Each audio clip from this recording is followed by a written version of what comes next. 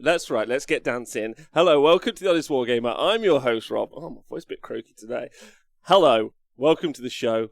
The show today is about the Soulblight Gravelords Battletome, of which I'm going to say 80 to 90% has been dispersed out amongst the internet. I would like to first off thank all 33 people who messaged me on Twitter about it, the people who tagged me on Twitter. I would like to thank everyone who DM'd me in WhatsApp, also sent me messages via Facebook Messenger, and I think someone also cheekily emailed me, so I appreciate all of you.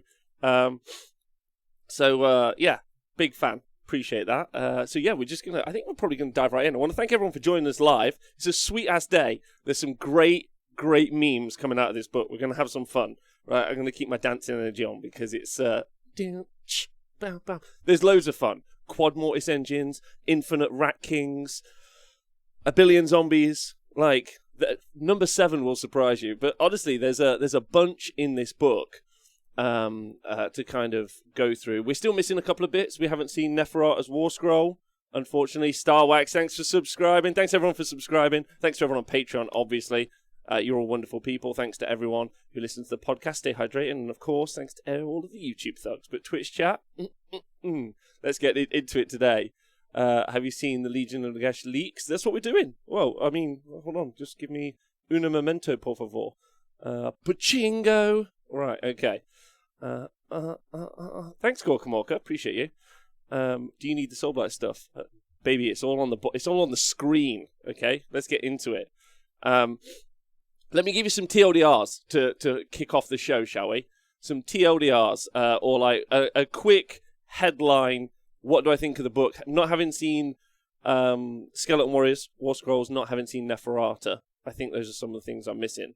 I'm going to say that it's a very interesting book for a couple of reasons. Number one, it feels like it's a book of two halves. I feel like you can definitely build a very heavily armored army. Very heavily armored. There's a lot of 3-up saves in here. And then there's additional ways to make those 2-up saves, not including potential future AOS 3 changes for more pluses to save. So you can make a very resilient plus to save army, which I think is quite cool. Most of the units that ever saw play have been nerfed generally. Vampire Lord and Zombie Dragon is worse. We'll get to that in a moment. Black Knight's terrible. Some of the new units that they've released are just awful. But some of the stuff in there seems really, really good. Like zombies seem really, really good. And then some of the new characters seem really positive as well. I think I'm going to have to go into like a long deep dive about what my thoughts are because I've only literally read it this morning, and then this will just be the first look show. But I think probably it's just like a mid-tier book. Like I feel like it plays a little bit better than like something like Sinesh, but it's definitely not in that category of books that we saw with Daughters of Cain, like Tzeentch and Seraphon. So like, pick how you feel about that. And it's also interesting the tone of the book as well, which I think is kind of wild because the tone of the book really is, well, it's called the Gravelords, right? I don't know. Maybe like I went into it thinking I think you can build like a pure Vamps, and then I think you can build like a more Horde style. And I guess one of the real things you want to ask yourself is, where does the damage come from this book? I think we can talk on that later. I know you've all got opinions. Just leave them in the chat. I promise. I'll read them all the time. But this book has too many joke units, says Cohen Cameron. It's got some joke units, but like that's fun, right? Right. Yeah, they haven't got. Well, anyway, let's go into it. So let's talk about how the book works fundamentally. Like, and this is its battle traits, right, which are on the screen now. So you've got the Unquiet Dead, which means you've got 4 grave points. We thought there might have been 2, but it's definitely 4. 4 grave points, 2 in your territory, 2 in theirs. You can set stuff in reserve, so in Deep Strike, effectively. So only summonable units, and then they can pop out the ground. There's a lot of that in this book. The Varghese, for instance, they can fly in the sky. There's ways to make it so that you can even Deep Strike like Blood Knights. Well, not quite. They're outflank Blood Knights. Thanks, Liam Jordan, for the gift subscription. Book's fantastic in terms of flavour. The rules really play the background. We're seeing some of the detriment of its cutting edge. We'll talk about that because I'd say some of it's really, really vanilla, which is like, I mean, if you wanted just to raise hordes of zombies, 11 out of 10. the rest of it, I think, is, like, not quite as intuitive. But, like, I think there's still some stuff to talk about. Anyway. Yeah, what the fuck happened today, Gravelords edition? Right, okay. So you can use those grave sites to put stuff in, right? Okay, fine. You can put stuff into grave sites to deep strike, I guess. There aren't really many pluses to charge inside of it, and you don't get really any bonuses to charge. So I guess that's something you could do because you want to maybe take the first turn and put some units up that are a bit slower, and you're going to want them to be where they are. Fine. Like, yeah, they don't heal you anymore, so... Like they're also really important, obviously, for the next bit, which we should probably talk about at the same time, which is Endless Legions. So you're able to take a unit at half. So if you have a unit that's died, specifically a summonable death rattle unit or a summonable Deadwalkers unit, you can bring half the unit back, wholly within 12 inches of the gravesite. And then 9 inches away from the enemy. There's a lot of wholly within as well. If you compare this to the Lumineth book, there's a very different tone. Like Lumineth book, like wholly within 18, or wholly within 18, or even just within 18, within 24. A lot of this is wholly within 12. It's very very tightly packed as a book. You have to play very wholly within, which is interesting from a more melee orientated army because you have to manage and control that a lot more. So yeah, right, okay, so yeah, that's in there, and that's fine, so you can bring those back. But what it isn't is the old Legions of Nagash. It definitely isn't the old Legions of Nagash where what you could do is throw 40 of something or 30 of something forward, you get wiped out, and then you kind of bring it out into a second wave. This is going to be a half a wave, so where you put those grave sites is going to be kind of maybe the skill play that we see. So between the Unquiet Dead and the Endless Legions, that's going to be a really important kind of skill set for players to really learn how to manage and use that really well, especially because like they're quite specific. Can't be near terrain, can't be within an inch of an objective, and some other stuff. And especially because the new table size, Horizons Lackey, even more important because the board's reduced by 25%. So where you're going to be able to summon those guys is going to be even more important. And it's a unit at half strength as well. Actually, interestingly, zombies, which the largest unit, have only gone down. They've gone down to a max cap of 40, so you're only going to bring back, at most, 20. And they're not going to do tons of work at 20, so the ambiguity level's pretty high, if I'm honest. Right, so then you've got Locus of Sheesh. So if you cast any spells from the Law of Death Mages or the Law of Vampires on a 9+, so a natural roll of a 9, then you're going to be able to have the effect go off twice. Unfortunately, lots of the spells aren't great, but that's still good. Now, this is where I'd like to like put a pin in that for everyone listening. So that's cool. Like on something like Amethystine Pinions or like being able to make someone -1 to hit. Like, I guess one of the questions you want to ask yourself as we go through, and we'll talk about it, is I thought that we would see a more magic-heavy army, but it's not very magic-heavy. And what I mean by that is, there's lots of like spells and abilities, or lots of spells, and there's obviously 2 spell laws, but there's lots of 1-cast wizards. There's not lots of 2-cast wizards. Obviously Nagash is in there, obviously Arcan and Neferata are in there, but there isn't a lot of like, I just thought with all of that death magic and like I would have expected even like maybe a Necromancer to be a 2-cast wizard, is what I would have expected, and it isn't in there. So that Locus of Sheesh is really not going to come up as much unless you're playing with someone like Nagash, in which case who's gone up to 975 points. So, oh, thank you, Arcan isn't in. Thank you. I just thought I'd missed him. Appreciate you all. Yeah, you also can't double up on Pinions. Yeah, like but like the things to take away. We're looking to be able to use that Locus of Sheesh if possible in our army. When we go and look at the units, we might not be able to do that. We also are looking to make it so that we can use summonable Soulblight Gravelord units, and we're looking to use our main ability. So when Endless Legions is effectively the summoning for, Endless Legions and Deathly Invocation are the summoning for Soulblight Gravelords. So really what you're looking to do is you're making so your armies are full of Deadwalkers and full of Death Rattle, so when they're wiped out, you can bring half back. Otherwise, you're not using that key mechanic. You're just basically ignoring it. You're also pretty much ignoring the gravesites as well, ultimately. Like, none of that is really affecting your army. So immediately your brain goes to, okay, zombie skeletons, like, what can I go and do with those elements? because of how the book works. Then you've got Deathless Minions, which is roll dice. So you've got a 6-up DPR if you're wholly within 12 inches of a Gravelord hero or a gravesite. So that's really important. Again, really hard to manage, a lot more difficult to do. It's only a 6-up, like, whatever. And again, but that works really well if you build like the armor variant. I think that there's a really good armor variant of this book that you can build, which doesn't in any way key into the Unquiet Dead or the Endless Legions. And then you've got Reanimated Horrors, let's talk about this. The strongest rule. This is if you're within 6 inches of a Soulblight, Gravelord's Death Rattle, or Deadwalker's unit, -1 bravery. And then, fucking get ready, if you're within 6 inches of 2 units, -2 bravery. Yeah? That's in there. That's gonna it's gonna be fun. Anyway, I really want the tone here to be fun, right? So let's all have a laugh together, shall we? Wish there was someone else here hanging out. That'd be fine. If AOS3 dumps Insane Bravery, this could be a decent Legion of Blood, says Cohen Cambria. Okay. If Inspiring Presence is gone, this might be relevant. I very much doubt it's gone.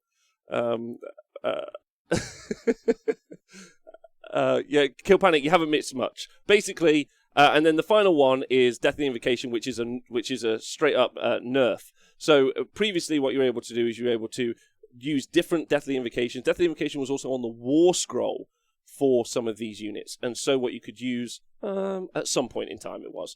And so basically what you could do is heal D3 into different units, and you could do it. I think you could do it from gravesites and from characters as well, or maybe just, I can't remember the change, but like either way, now a unit can only be affected by Deathly Invocation once.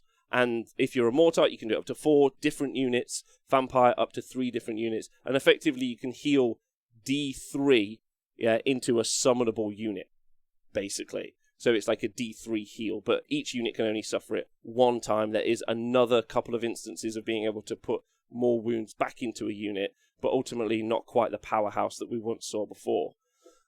So yeah.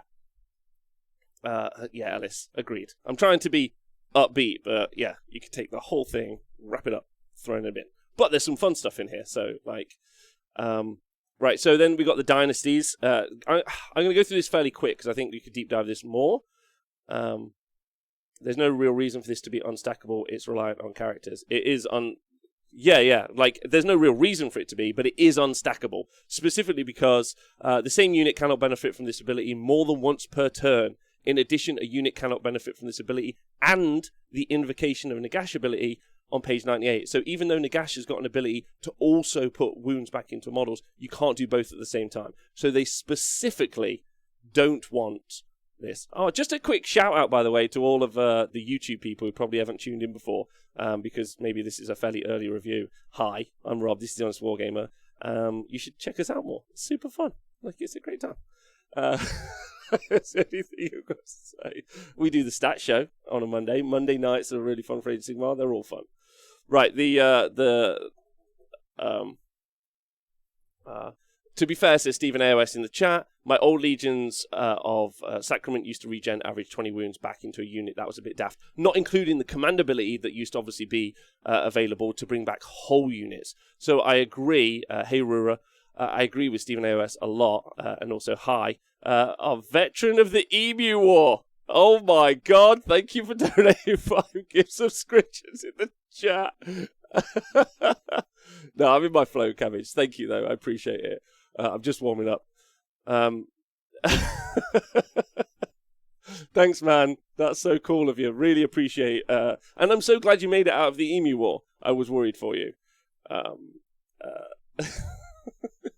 Right, okay.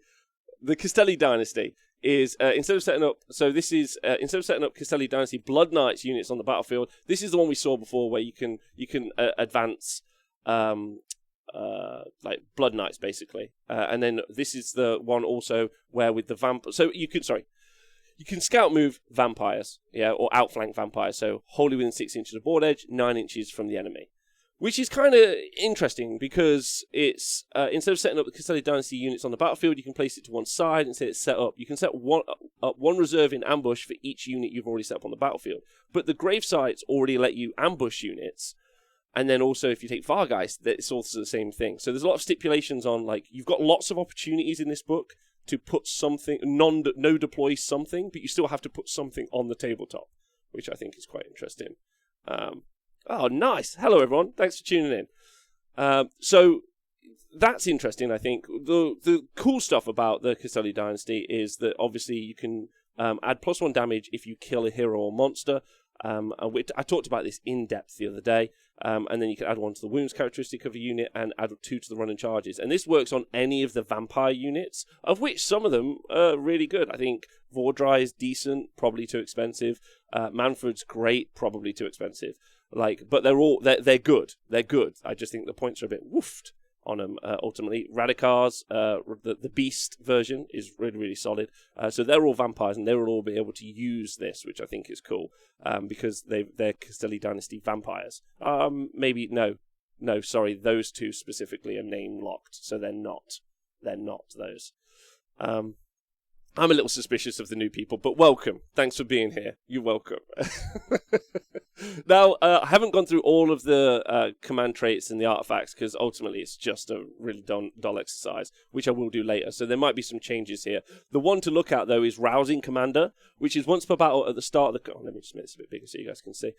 Once per battle at the start of the combat phase, you can say this general will rouse their warriors. If you do so until the end of that phase, friendly Castelli Dynasty vampire units wholly within 12 inches of this general can benefit from the Bloodied Strength and Stolen Vitality abilities from the Might of the Crimson Keep. So that's +1 damage and the +1 to their wounds characteristic of that unit. And that's awesome, because I think really the Castelli Dynasty, I think you could build a really, really fun list with a lot of high armor saves. When we get to the spell lore in a minute, there's a really good armor save buff, which I think you could really stack a bunch of things here. So I think this is good. Right, so that's Castelli Dynasty, and then they've got some relics, which I just don't care about at the moment. We'll come back to it in the future and look at those properly. Then you've got the Vingorian Dynasty. Our class, man who reads Leak Stream today. You've got it. So you got this. So this is, if a Soulblight Gravelords army with the Vingorian Dynasty keyword includes any Terrorgeist or Zombie Dragons, one of those models has a cursed mutation. Choose which model to have a cursed mutation. And if you have a War Scroll Battalion, you can have more. Now, they've also got the Monstrous Might, which is subtract 1 from wound rolls for attacks made by melee weapons that target Dynasty Terrorgeists or Zombie Dragons or Dynasty Vampire Monsters, unless the attacking unit is a monster itself. So -1 to wound to all of those monsters, which is great. However, I've stuck the monsters in pretty much the bin section. I've rated stuff as great, medium, and bin, and it's not that they're bad. It's just that they're whatever. They don't really bring anything to the party. They're just standalone monsters. They remind me a lot of a Chimera in Beast of Chaos, in that they're there, which is cool, and you could take them if you wanted, but it doesn't really sync in with the rest of your battle plan, and it isn't quite like a nuclear option that maybe something like a Rogue Idol is, where you really can buff it up and send it on its way. There really isn't anything you can do to the monsters to make them really scary. So they're whatever. Sorry, Rob, this dynasty is bad. It makes me feel bad. Yeah, man, I know. I know, but let's just fucking power through. I just compared it to a Chimera. So you guys who know are I get you, Rob. But then the other kids who are new and they haven't hung out here before, they're like, I like a Chimera. That looks cool. So, we're on the same page. Now,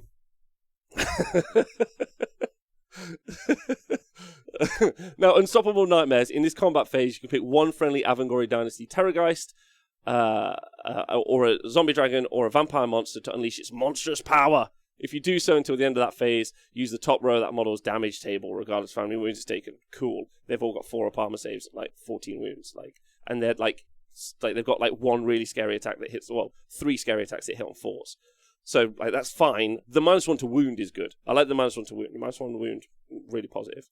And then there's some command traits and other stuff. So We'll move on from that. Legion of Blood. If an enemy unit fails a battle test within 3 inches of any friendly Legion of Blood vampire units, add D3 to the number of models that flee. So this is their battle trait. That's irrelevant, I guess. Like, yes, maybe. With the -2 bravery you're able to do with being 6 inches, you can make load of models flee. There's probably some sort of janky build in there, unless you're playing OCRs, unless the guys have got Inspiring Presence, a bunch of other stuff. So, positive, but... but favoured retainers ignore negative modifiers to hit and wound rolls for attacks made by melee weapons by friendly Legion of Blood Death Rattle units, while they're wholly within 12 inches of a friendly Legion of Blood Vampire unit, or wholly within 18 inches of the friendly Legion of Blood Vampire hero, is quite cool, because you ignore negative to hit modifiers and to wound rolls. So you can really make those Death Rattle units much better, which is quite good, because, I mean, we haven't seen... the only thing is we haven't seen the Skeleton Warriors War Scroll, but I assume it'll be fairly similar to what it is now, and they're not bad, is the only thing I'll put in there. Because Graveguard are amazing. Cohen, yeah, I really... But the Graveguard, because Graveguard have got the Death Rattle keyword, Graveguard, I think you can build some stonky Graveguard. If you've got Graveguard at home right now, you're sitting on some stonks, is all I'm going to say. Big fan of the Graveguard, because I think one of the things that you're really going to look to maybe Blood Knights, or you're going to look to Graveguard to really do your damage, because I don't know where else you really get that at the moment. Maybe Vargeists, maybe, but I think that works really well into Graveguard, especially ignoring they're just like, cool, I'm going to hit on what I hit on, and then you can also give them pluses to hit, to wound, give them extra attacks. You could have a really fun time. So yeah, you like really happy with those. Especially if you go like baller and you just go great weapons, you can have a great time. Buy up big, oh lordy. Right, Vikos Dynasty, their battle traits. Strength of the pack is the wolf. Add 1 to wound rolls for attacks made by melee weapons by friendly Vikos Dynasty Death Rattle and Deadwalkers units, wholly within 9 inches of friendly Dynasty Vampire. So again, just to be really clear, the Death Rattle units add +1 to their wound rolls, and also the Deadwalker units +1 to their wound rolls while wholly within 9 inches of vampire heroes. And that's great. Really good. Really like that. I think the Vikros Dynasty is like, hey, these are the new things, buy these. Wholly within 9's hardcore, though. This is a Khorne book. This is not a Lumineth book. This is just like they're just throwing out like dollars like they're going out of fashion. This is much harder to do. You're going to have to really manage your army, manage how those units move around, especially some of those units will be fairly large, which will be a little bit interesting. Yeah, this is probably one of the best passive benefits in the book. So like Liam's saying in the chat, but it's wholly within 9 inches of a vampire hero in the combat phase. So +1 to wound rolls, and you have to be wholly within 9 inches of a hero. So you have to have made 2 charges, or the other unit had a short charge, and that other unit is behind you. So even though that's probably the best buff in the book, it's really, really like hard to manage, and therefore the skill cap's unfair. It's just other books would have that as 12 or 18 inch range. This has got it as 9, so it's harder to do. So it's a tougher book to use. Yeah, that's where you take more heroes. Okay. It doesn't do anything for the, like, so you're all like, of course in Vikos you can have a lot more generals than normal, but that doesn't do anything. Like, it doesn't extend the range if it was a general, because that's the interesting thing about Vikos, right? Like, most of the like named characters, if they're in Vikros, they also, they're the general, but you get nothing in the battle traits for being the general. It's like, you're a general now. Like, cool. What does that give me? 0% things, which is weird. Like, so, anyway. So what I'm hearing is Vikros players are better than. maybe Gutsman, you get something for being the general, in which case Vikros gets even better, but it currently as written, there's no sort of linear design, which I think is weird. Strength of the Wolfpack, though, is you can reroll casting rolls for friendly Vikos Dynasty Vampire Wizards. I'm going to say that that's really important, because some of the spells are fairly key in this book. In fact, specifically one. Specifically, if you're playing against Gravelords guy, find his Necromancer, who will be hiding. He'll be hiding a lot, that Necromancer. Like, he'll be, like, very scared, but he's very, very important. So, like, he's going to be He's super key, but just make sure you kill him. What are you guys saying in the chat? Hello, everyone, by the way. Hi, Tom Dix. Lovely to see you. Valkyries are the werewolf vampires. Yeah, 100%. Yeah, that's what they are. Right. I would say it's looking medium if this helps anyone. Right, so then there's Artifacts of Power, whatever. Legion of Night, add 1 to save rolls for attacks that target friendly Legion of Night Death Rattle and Legion of Night Deadwalker units in the first battle round. That's called the bait, which isn't bad at all. Like, stops an Alpha Strike, which I think is fun. You can develop an Alpha Strike list in this book. Big shout out to the Mortis Engine. Quad Mortis Engine is my TM build. So leave me alone. Just 4 of them. Gun them up the board turn 1. Just anyway. But that's good. That's good. Generally as a buff. Aegis Cunning. Instead of setting up a Legion of Night unit on the battlefield, you can place it to one side, and then it's the reserve it, and then for 1/1, and then you bring it in within 6 inches of the battle edge and 9 inches away. And this is so fucking weird. Like, why have they replicated this? It's on a lot of war. Well, it's on a war scroll. It's in the main battle traits. It's not that good an ability. Like, why is it being repeated time and time again? Like, it's weird. Like, yeah.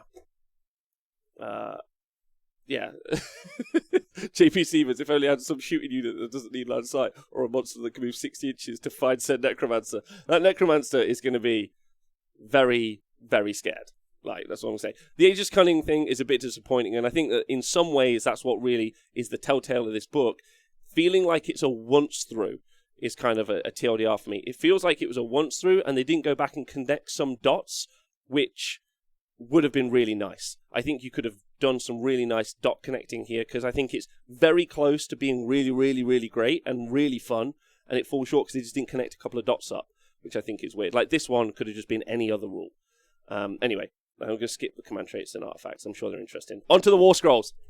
And some of these are really fun. Like, they're super good. This one, love this one. Love Belladonna Volga. So let me tell you, she has gone into... I'll give you a quick TLDR of what I think's great. Necromancer, Radikar, Belladonna, Corpse Cart, Zombies, Vampire Lord, and Manfred. Medium is Lucavi, Vingorian Lord, Prince Wardrai, Mortis Engine, Coven Throne, Graveguard. These are medium. Vamp Lord on Zombie Dragon, Blood Knights, Fargeist, Direwolves, and Black Knights. And in the bin, Bloodseeker, Kapalaquin, Terrorgeist, Zombie Dragons, White Kings, Krista, Lady Anika, and then Fellbats. But we'll go through them and I'll explain that as we go through, okay? Werewolf Grant is 11 out of 10. They've subscribed. Oh, thanks, Gaz of All Trades. Appreciate you. Thanks for hanging out. Right, so Belladonna, she's got 9 wounds, she's 4 up save, she's movement 10, and bravery 10. She's whatever in melee. She's got 3 attacks that could do D3, and she's got, like, either a unit is a good melee unit, which I think is really fascinating when we get to the Vampire Lords. I'm like, do you know what? They're not a good melee unit. So, anyway. But she's not. She's mounted on foot, right? So, she's not meant to be. Let me just go make sure I check her points out as we're talking about it. So, Belladonna is... she's 200 points, and she's great. So she's got the hunger. So when I say this time and time again, this is at the end of the combat phase. If any models were slain by that model, you heal D3 wounds. All of the vampires have it. It's a cool rule. It's universal. We'll take it all day. Now you got the first of the Vrykos. Add 1 to casting, dispelling, and unbinding rolls for this model. In addition, roll a dice before you allocate a wound or mortal wound to this model. If it's within 3 inches of any direwolves on a 3+, that wound or mortal wound is allocated to one of those instead. And that's great, because she's got 9 wounds with a 4-up save, and then she basically passes wounds or mortal wounds off to direwolves on a 3-up, and that's cool. And direwolves are very cheap. You get 10 wounds for 115, 135 points. What is it? Where's direwolves? 135 for 10 wounds. I mean, that's not that cheap, but it's cheap in this book. Yeah, like, this isn't Lumineth. This has got that points tax that happened to Slaanesh on most of the units, but the units are better. So we're good with that. Isn't it 20? It is. Thank you. It is 20 wounds. It's 10 models, but 20 wounds. It's 10 models, but 20 wounds. Even better. That's great for 135 points. Great. Great. Thank you. Again, I've just read that this morning. Don't Direwolves get... Yeah, you're all right. Thank you very much. 20 wounds, Rob. Thank you. You're all brilliant. Just reminding me. So, even better, because for 135 points, she's got, like, a lot of ablative wounds. Now, she's a 2-cast wizard, and this is interesting. She's a 2-cast wizard. Lots of the others aren't 2-cast wizards, and both of her spells are great. So she got Lycan Curse, has a casting value of 7. Successfully cast, pick an enemy within 18 inches, and they suffer D3 mortal wounds. If you kill a model, you summon a Direwolf. And what's really cool is a Direwolf is 2 wounds, but you can kill a single 1-wound model. There's no stipulation on that. So I could kill 3 Phoenix Guard. Not that I probably would, but like you could kill 3 Phoenix Guard, and you can end up with 3 Direwolves instead, which is great. Yeah, good.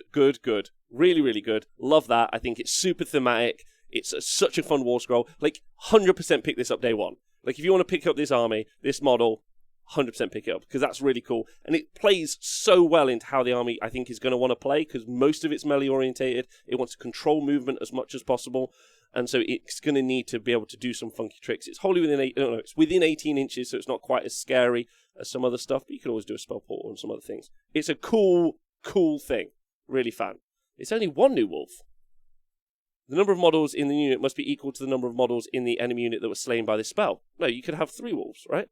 You could have 1 unit of Direwolves to your army. Yeah. It says 1 unit of Direwolves. 1 unit of Direwolves, but...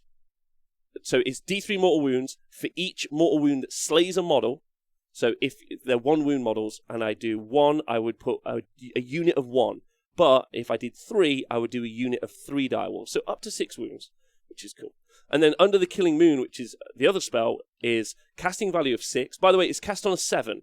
And not forgetting, she adds 1 to casting and dispelling. And if you take her in Vycross, you're re-rolling casting and unbinding, right? So Vycross seems like a really good option. So you're re-rolling casting and unbinding, and you got +1. So it's a 7, well, it's a 6 re-rollable, which makes it much more likely to happen.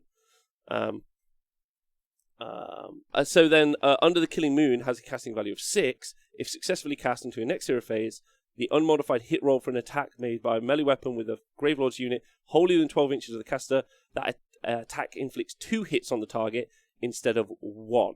Make a wound and save roll for each hit. So basically, she can give around her exploding 6s, which is really good if you proc the right units. I think in some situations. Again, that's not keyword locked. So even though she is from Vycross, I'm sure she can go in the others. So and she's fast, right? She's movement 10. So if she gets that spell off, let me just double check. 6 hit roll. Again, I just read it this morning, so I'm just making sure. Yeah. So you could you womp her forward with a unit of Blood Knights who've got +1 damage and they get +1 damage on the charge. That's really exciting for exploding 6s.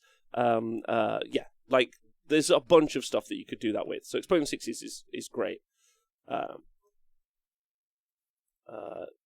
No, it's if any models in that unit were slain by this spell, Chuckabutty, if that helps you out.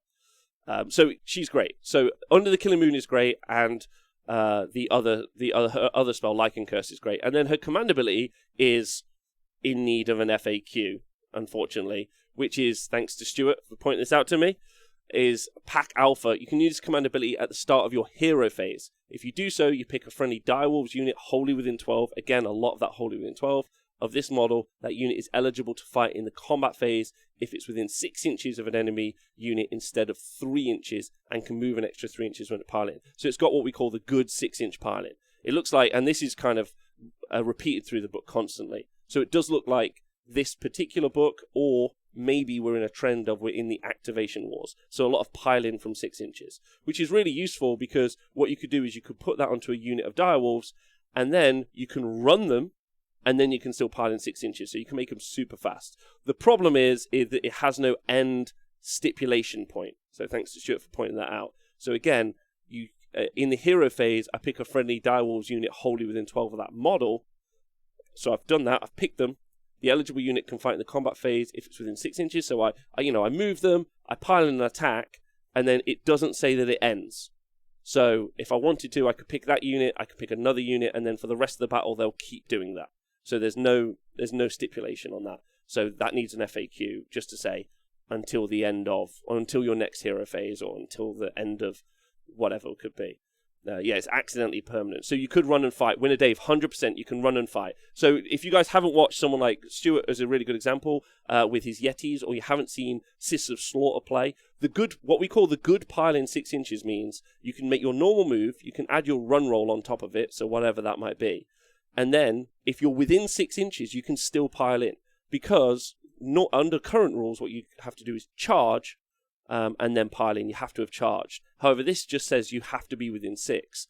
So as long as you have, you can run in range. And it really messes up the activations as well, which is super cool. So you can activate with 1 unit and then wait until they've activated, and then you can pile in.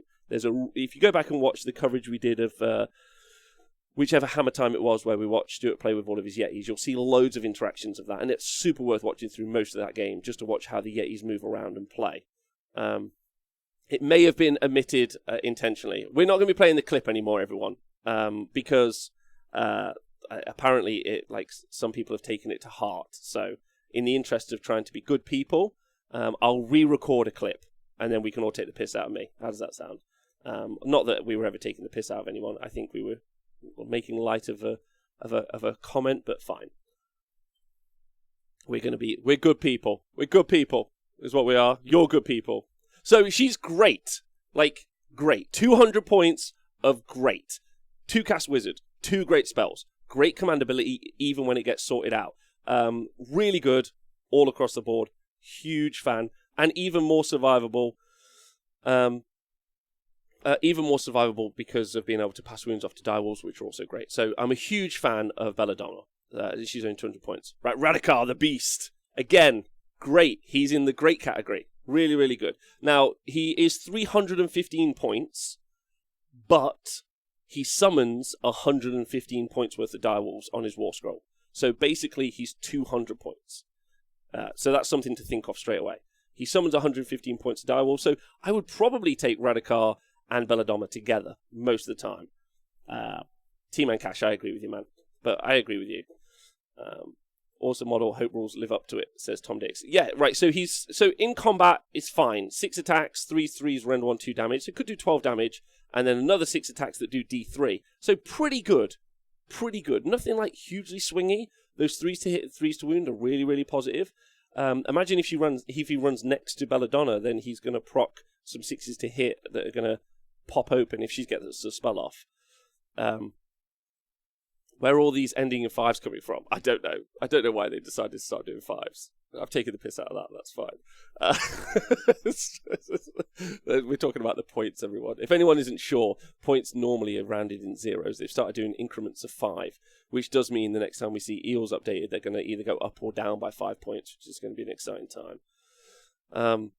Right, so Radikar's got 12 wounds with a 4-up save, but he's movement 8. However, he's got run and charge. This model can run and later still charge. So basically a 14-inch move, potentially, with run and charge. So pretty fast.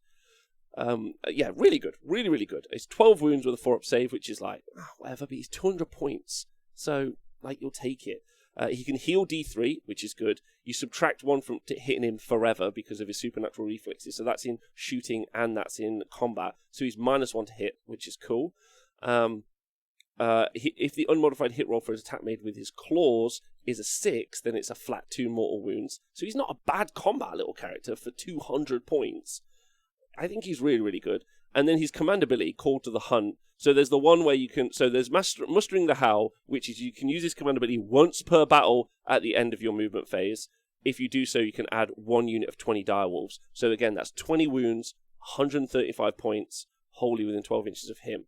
So I don't really know why you're not taking him. It's really good. So that's once per battle, so he's going to put them down using a CP. And then his Call to the Hunt commandability, and you could do both if you had enough CP, is you can use his commandability at the start of the combat phase. If you do so, you pick 1 friendly model with his commandability, and you make a charge move in that turn. Add 1 to the attack characteristic of melee weapons made by friendly Soulblight Gravelord units wholly within 18 inches of that model until the end of the phase. That same unit cannot benefit from the commandability more than once. So that +1 attack wholly within 18 inches is... wow, is wild. Wolves are 135, not 115.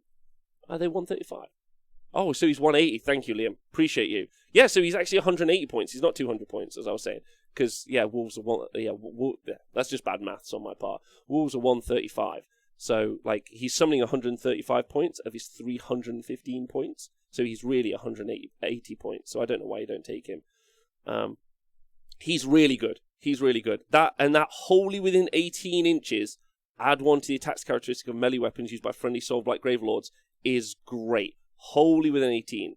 You pick one friendly model with his commandability and that made a charge move. That's the only downside. He has to have charged. That's the difficult part. But if he's in and he's fighting, and if he can survive whatever he's fighting, and he's got 12 wounds with a 4-up save, so he should survive a bit, he's pretty good. Like, he's really, really good. And, like, it's what?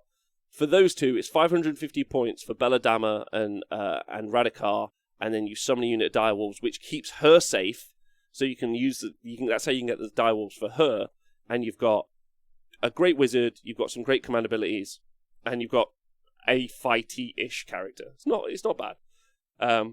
Yeah, I know he can run in charge. It's just 14's fine, but he doesn't have any. There are not really any reroll charges. And one of the things that we should maybe talk about the lack of is there isn't really much CP generation in this army as well, like at all, really, compared to like a lot of the other books. So it's going to be really hard to necessarily use all of those command abilities all the time. So it's just something to think about. But there is no monster keyword on him. That is true. Right, next unit. Let's talk about we could talk about the Vampire Lord. All right, these two are like key targets on their back. So Vampire Lord, 5 wounds with a 3-up save, move 6 inches, can do some stuff in combat we don't care about, and can heal, which is fine with the hunger. 5 wounds with 3-up save, but quite tanky. Yes, good point, Colonel Cabbage. Unless CP is tied to generals and you run in Vycross, in which case there is going to be a lot of CP available for this army. But if CP isn't tied to generals, then the book doesn't have a lot of CP. Now, this Vampire Lord is a wizard, which is quite nice, but with no base spell, so you can pick one of the vampire spells, and we'll go to the spells in a bit. But the commandability, Crimson Feast, is really good. You can use commandability in the combat phase. If you do so, you pick one friendly Soulblight Gravelords summonable unit, wholly within 12 inches of this model, add 1 to the attacks characteristic of that unit's melee weapons. So you could stack those, so you could add +2. You could have Radikar, and you could have the Vampire Lord if you wanted to. It's on foot, though, and it moves 6 inches. That's a bit of a problem. But the summonable units, you can use this on zombies, and you can use it on all those other guys, and I think that's great. Really good. I would say that you might see that a lot, depending on people, if people want to stack those +1 attacks, I would say. But the 6-inch move is pretty rough. Thanks, some Norwegian dude, for gifting a gift subscription in the chat. What up? However, look at this guy. Targeto number 10. The Necromancer.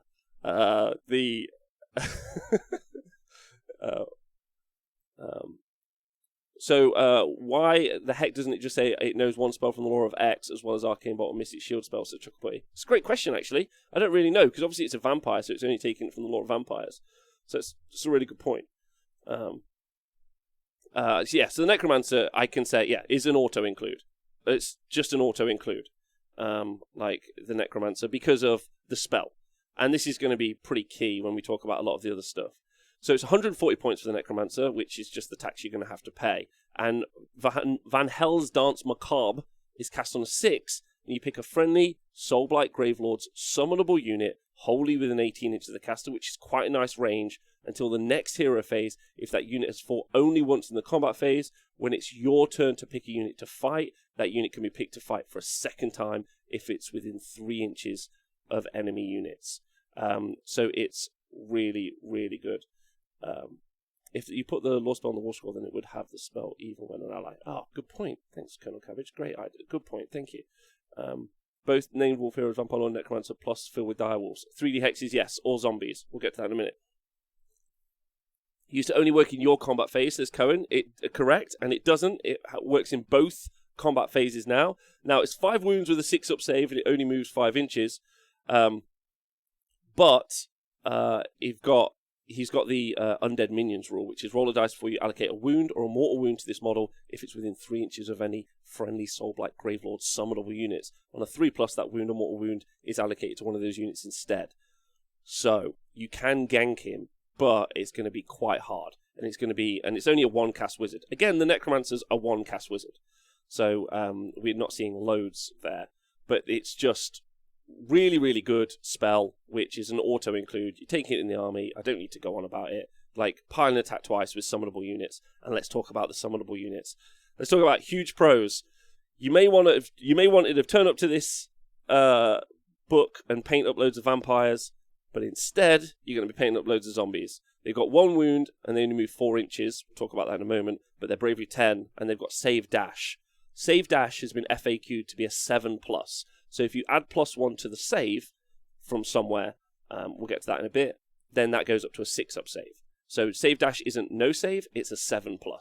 That's in an FAQ. So that's helpful. Now they've got 1 inch range on the weapons with 1 attack. They hit on 5s, they wound on 5s, they got no rend, and they're damage 1. Because they're zombies, right? They're rubbish.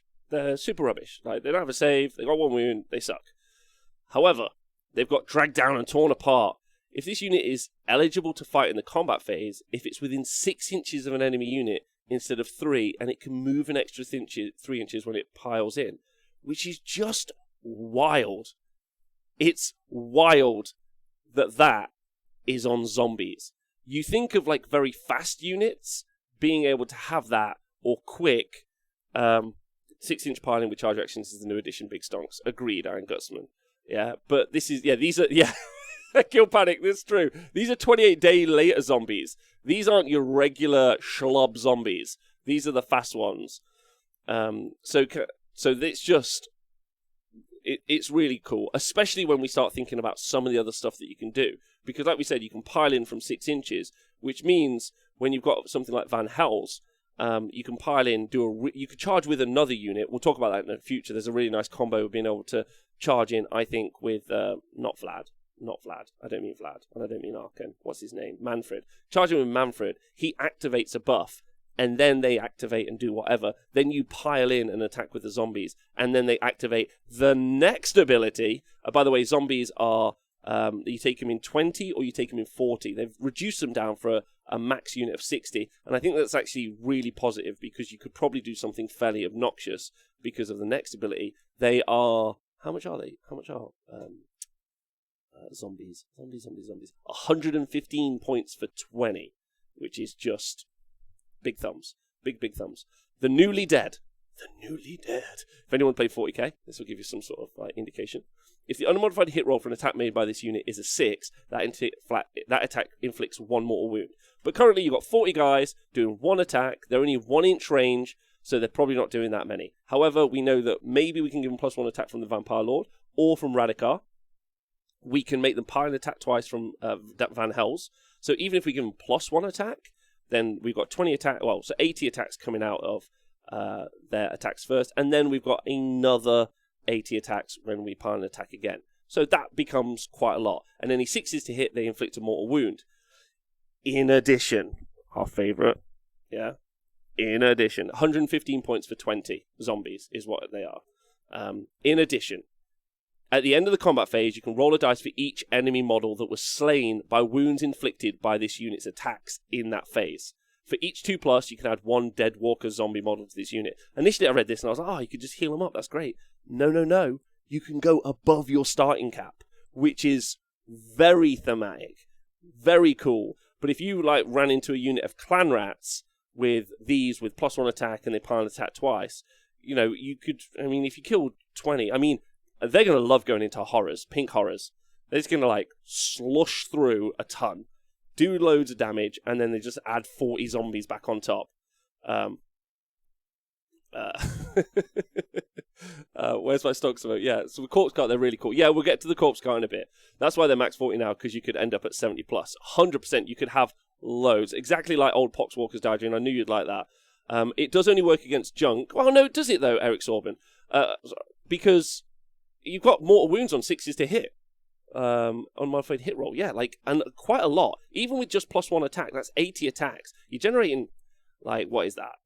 Over 10, 14 mortal wounds? That punch through, I don't know, pick a thing. That's 14 mortal wounds that they go through, and then you roll those as 2 up, so you're generating 10 of them back. So this is... this is really good.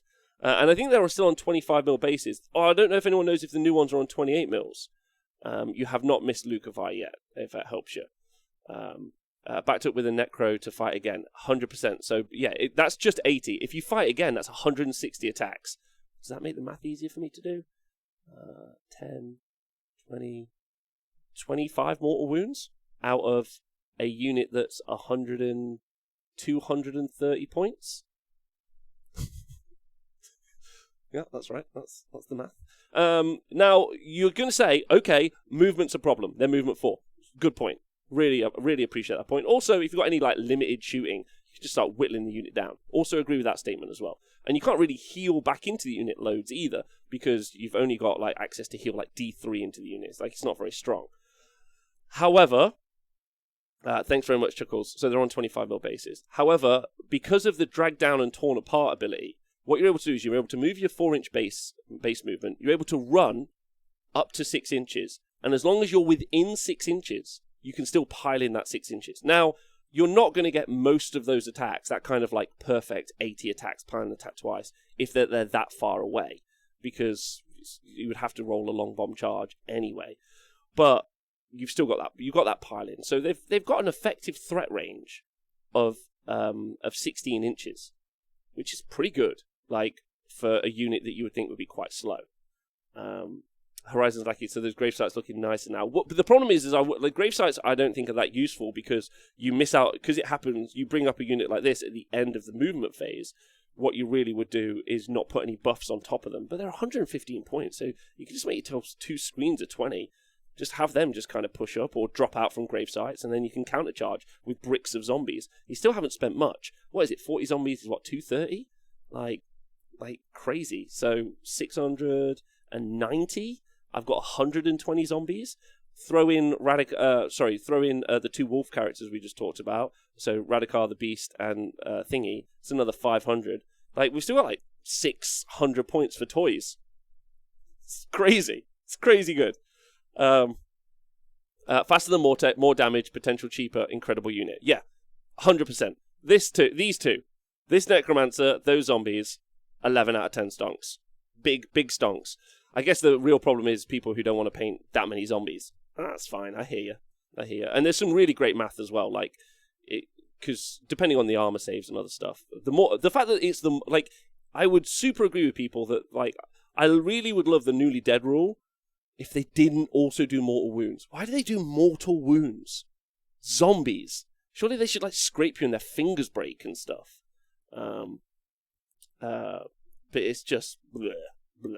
Anyway, but really strong, really good. So if you like those, then you're in a great place. Right, okay, let's talk about these.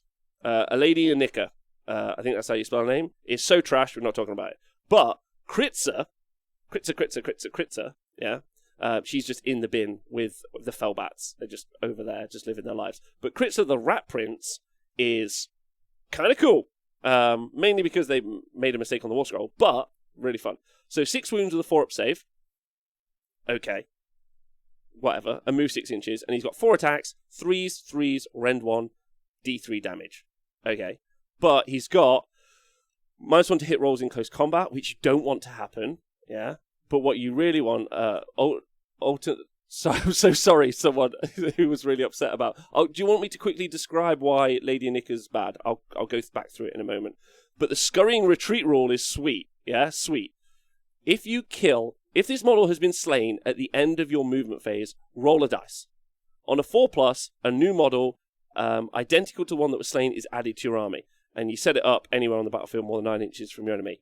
But this is where it gets really fun. So if you reread the War Scroll, you kill one, and then, so let's say in the first turn you kill Kritza, because I'm just going to screen with him, because that's my plan. I'm just going to screen with him. And you kill him. Then in the end of my movement phase, I roll a dice. 4+, I get 1. I'm like, that's really cool. Yeah? And then you kill him again in turn 2. Well, now you've killed 2, so at the end of my movement phase, I'm going to roll 2 4-ups.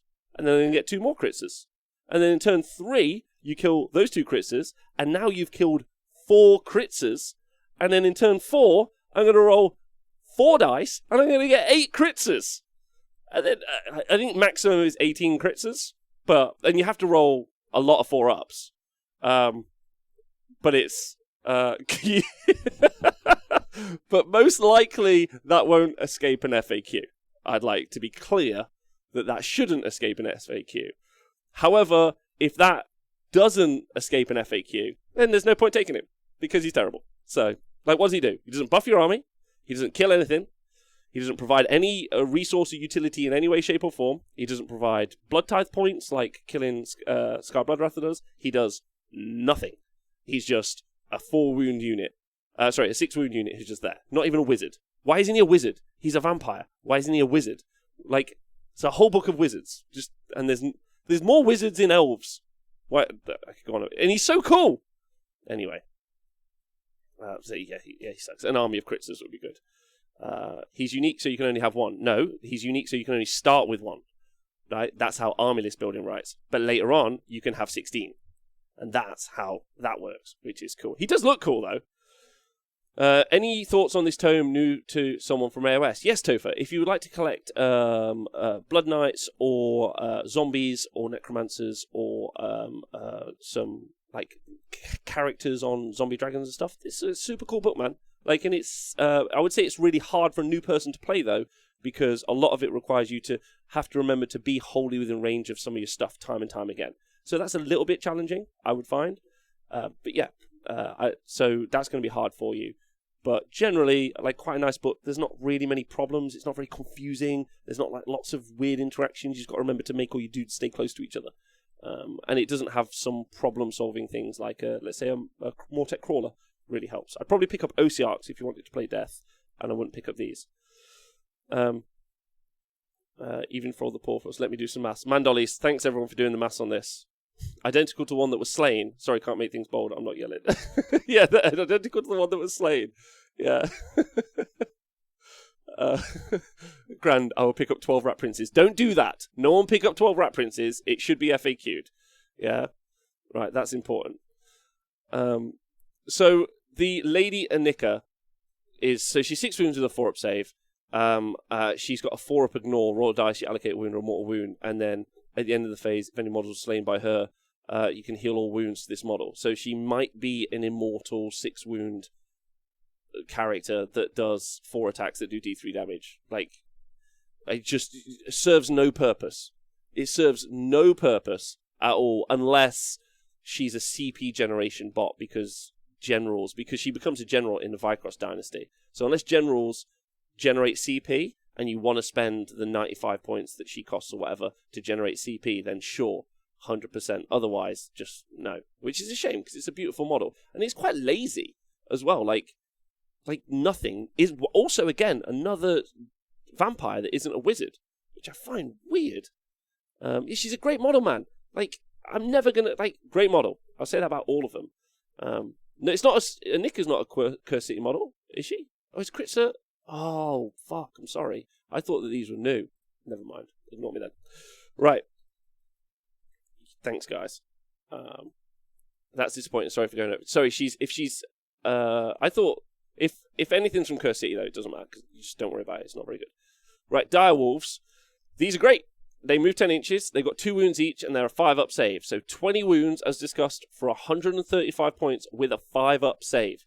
They've got 2 attacks, base. Not forgetting, because they're summonable, we can add +1 attack to them, which is super cool.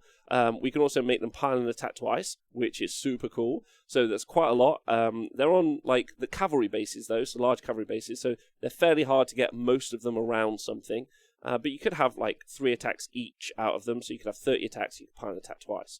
They hit on 4s, they wound on 4s. They don't have any rend, and they only do damage 1. However, you can add 1 to the hit and wound rolls for melee weapons if they made a charge. So it could be you could go up to like 60 attacks, 3s and 3s, no rend. I don't really see them as being useful for that role though. I would probably take the zombies over them, but they are fast, and they also are going to keep some of those characters who you probably want to take alive. Again, we haven't got yet to the build where we're going to talk about armor. There's an armor build as well, which we haven't got to yet because we haven't looked at those war scrolls. So you can get them to 5 attacks with +1 to hit and 2 to wound without much difficulty. Yes, I know that. So you can get a bunch of attacks on top of them. We'll go through that as we go through. So you can get a lot. So they can blend a lot and do a lot of work. They're not going to survive very long, though, because they've got a 5-up save and there's 2 wounds each. But they are pretty cheap. They're only 20 points more expensive than the zombies. So I guess again, if you really wanted to flood a board, you could just go zombies and direwolves, and you could have just the best time. Rob, Anika and Rat Guy are not Curse City. Oh, thanks, Andrew. Okay, well, even if they're not Curse City, they suck. So that's a shame. But you could have a lot of wolves. You could have a lot of wolves. If you wanted to go and have like an insane army full of wolves, and you could have both of the wolf characters, and you could have an amazing army, like, of really fun stuff.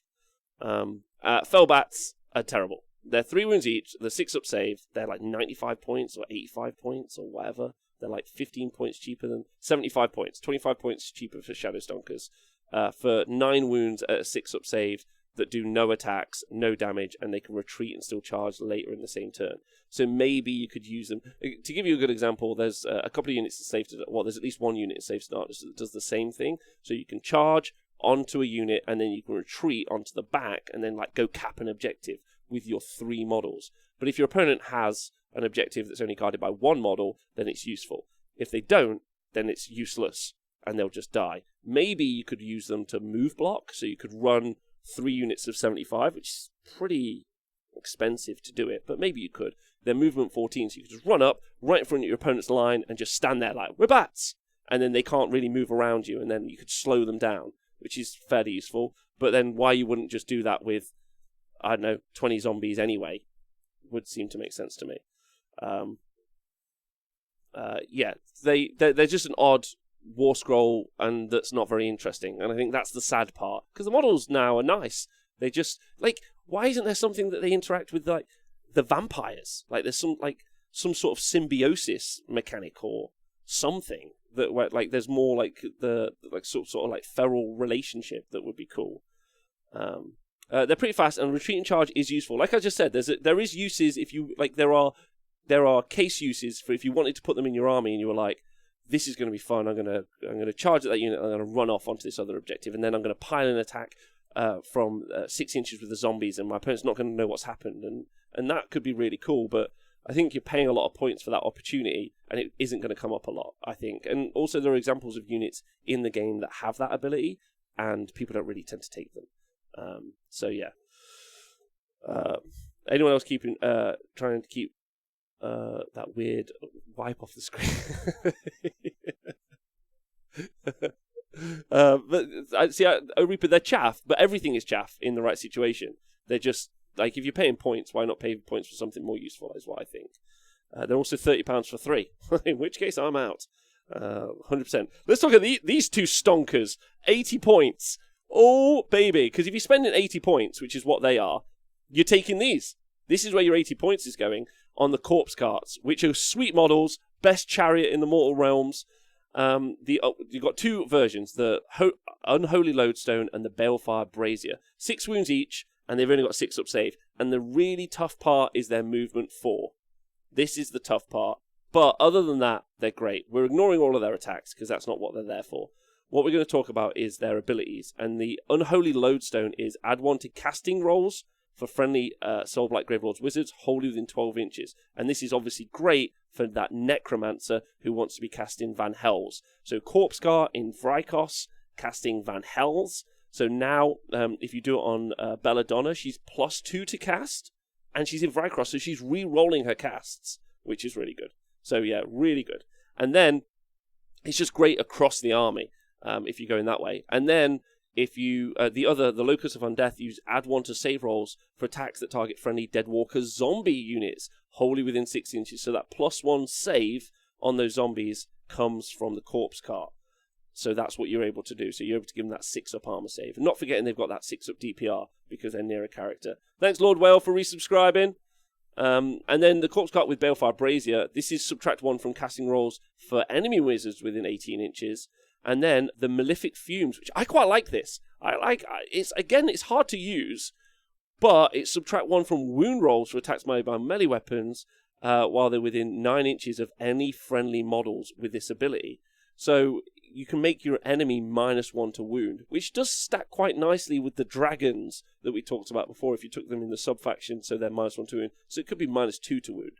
Probably that stacking won't apply in Age of Sigmar 3, so there'll probably be that just hard -1, whatever. But it's a nice ability for -1 to wound, and it's 80 points. Really annoying is you want the stones and the fumes. Yeah, 100%. But like, it's 180 points. This is where, like, if I was... And they're only 6 wounds with a 6-up save. So again, some of your core synergy for this army, the Necromancer and the Corpse Guards, are pretty fragile. So you could just double up and take a couple, ultimately. You could take 2 Corpse Guards. They're not... They're 80 points. Like, it's great. Really, really good. So yeah, big fan of the Corpse Guards. I think that they're huge stonks as well. Really, really positive on the Corpse Guards. Okay, Vampire Lord and Zombie Dragon is exactly like he was before.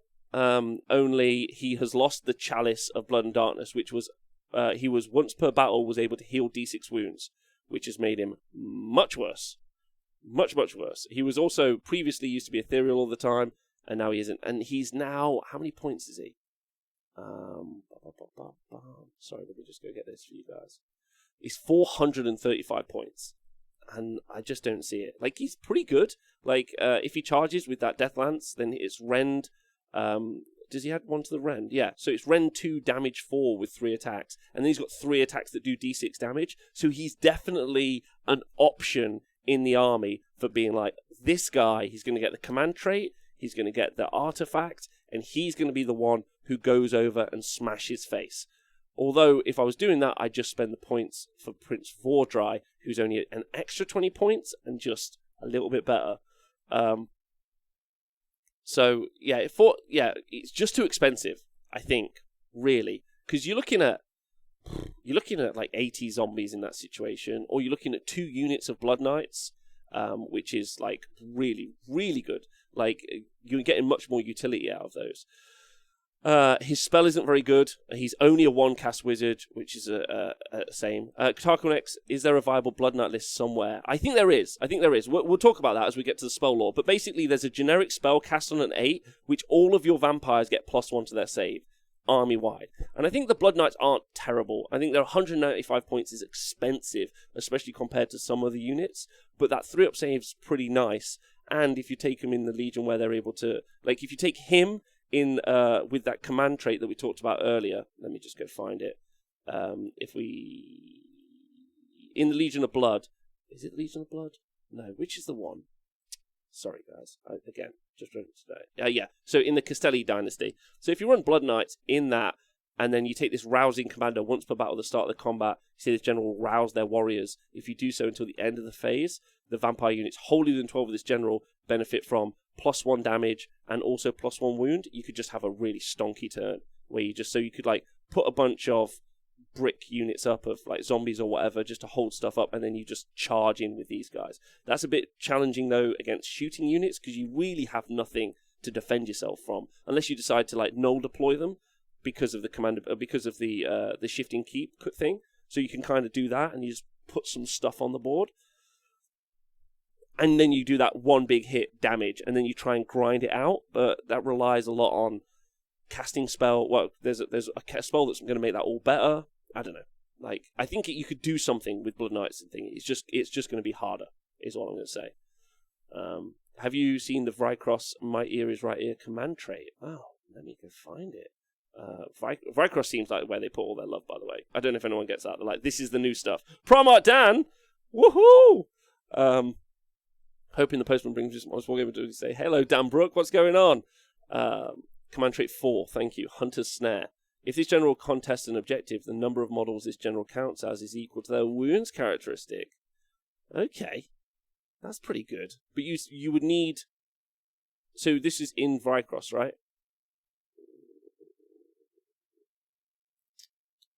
So you would take a Vampire Lord and Zombie Dragon for that? For 435 points? It's just too expensive, man. Like, he's great in a fight. Don't get me wrong. I just think he's too expensive. Like, you build around him. At 435 points, you build around him, surely. Okay. Right, let's go back to the War Scrolls. And I'm going to take a little sip of water, just to kind of chill for a moment, because I've been talking a while. And, give me a sec. Vampire Lord, yeah. So I think maybe you take it. He heals, but the snapping maw he's got, which is hit on 4s, that's an issue, and it's D6 damage. But he could do some really good damage. The Vampire Lord and the Blood Knights are where you're going to get a lot of damage, potentially, unless you stack all the buffs on things like zombies. Okay. Manfred. Manfred is a baller. I've got him in my great category. So 380 points. 380 points, so way cheaper. So he's 12 wounds with a 3-up armor save. Great start. Now, this is the kind of thing between the Vampire Lord and Zombie Dragon and Manfred. Manfred doesn't really slap at all. Like, he's like, whatever. He's got the Spectral, he's got the Ebon Claws, which is 6 attacks, 4s, 3s, Rend 2 damage. It hits on 4s, it's 6 of them. So you're getting maybe 1 or 2 through. The Sickle Glaive, which does 2 damage. And the Geastfall, which does 4 attacks at D3. So he's fine, but he just doesn't slap particularly hard, right? Like, which upsets me. But he's tanky on 12 wounds or 3-up save, and he's also a hero, so he'll have his own 6-up DPR. But he obviously heals with the Hunger. The Armor of Templehoff, the first wound or mortal wound allocated to this model in each phase is negated, so that's nice. And he heals as well, so there's 12 wounds he can get back. But this is the one I love. Sword of Unholy Power. If any models were slain by wounds inflicted by this model's Geast 4, and he's got 4 attacks with that, 3s, 3s, Rend 1 D3 damage. So you should be able to kill one model. Add 1 to the attacks characteristic of melee weapons used by friendly Soulblight Gravelords summonable units while they're wholly within 12 inches of this model. Yeah? Which is wicked. I love this. Because basically, if you combo him with the zombies, then what you do is he charges in, he kills something, they strike back against him, and let's say he's got Mystic Shield, so he's on a 2-up armor save, or let's say he's done the other spell, so he's on a 2-up armor save. So he's pretty tanky, he's ignoring one of the wounds that he takes back, he's got a 6-up DPR. And then you pile in the zombies, and then the zombies have got +1 attack on all their stuff as well. Or you pile in the Blood Knights, and they've got +1 attack. Like, really, really nice how that works, that Sword of Unholy Power. It does mean he has to go first, so he's going to need to, you're going to have to make sure like he doesn't die. But, yeah, I think that's the one. That's cool. That's a really nice ability. It's fun for you as the player. You've made that happen. You've done that. Oh, no, wait, you can't do it on Blood Knights. Thank you, Seb, because they're not summonable. Can't do it on Blood Knights. Apologies, everyone. But you can do it on the zombies, which is interesting. And there's no time limit on it. If any models were slain by wounds inflicted by this model's Geastfall until the end of that phase, add 1 to the attacks characteristic of melee weapons used by friendly Soulblight Gravelords summonable units while they're wholly within 12 inches of the model. That feels like there's a time limit. And yeah, doing it on Hey Lou Dog, podcast only tune in, Graveguard. I can't wait to get to Graveguard. I think Graveguard, fucking cool. Again, this is a really interesting army. You're going to have to really manage yourself on the tabletop. I feel it's going to play a lot like a Khorne army in a lot of ways. And some of the units that can go off and smash face, a bit like a Bloodthirsty can, or Vampire and Zombie Dragon, or even Blood Knights, you kind of have to ask yourself, do they keep pace with the rest of the army, and how do I want to build it? Yeah, okay, alright, Graveguard. Alright, we're doing it to Graveguard. That's what we're doing. We're doing it to Graveguard, so we can have more attacks on the Graveguard. And they can pile and attack twice. But you can also do it to the zombies, right? Which I'd go for. Because then they've got that extra attack, plus the Vampire Lord, extra attack, plus Radikar, extra attack. So what, that's 4 attacks from the zombies now? Pile and attack twice, that's 8 attacks. So they could just delete the earth and then have 1 billion more zombies, which would be fun. Is it summonable Gravelord units or any summonable units? It's summonable Gravelord units. To answer that. Right, Blood Knights. I talked about Blood Knights a lot yesterday. If they charge, they're really good. They can go well into an ongoing fight. They're 195 points.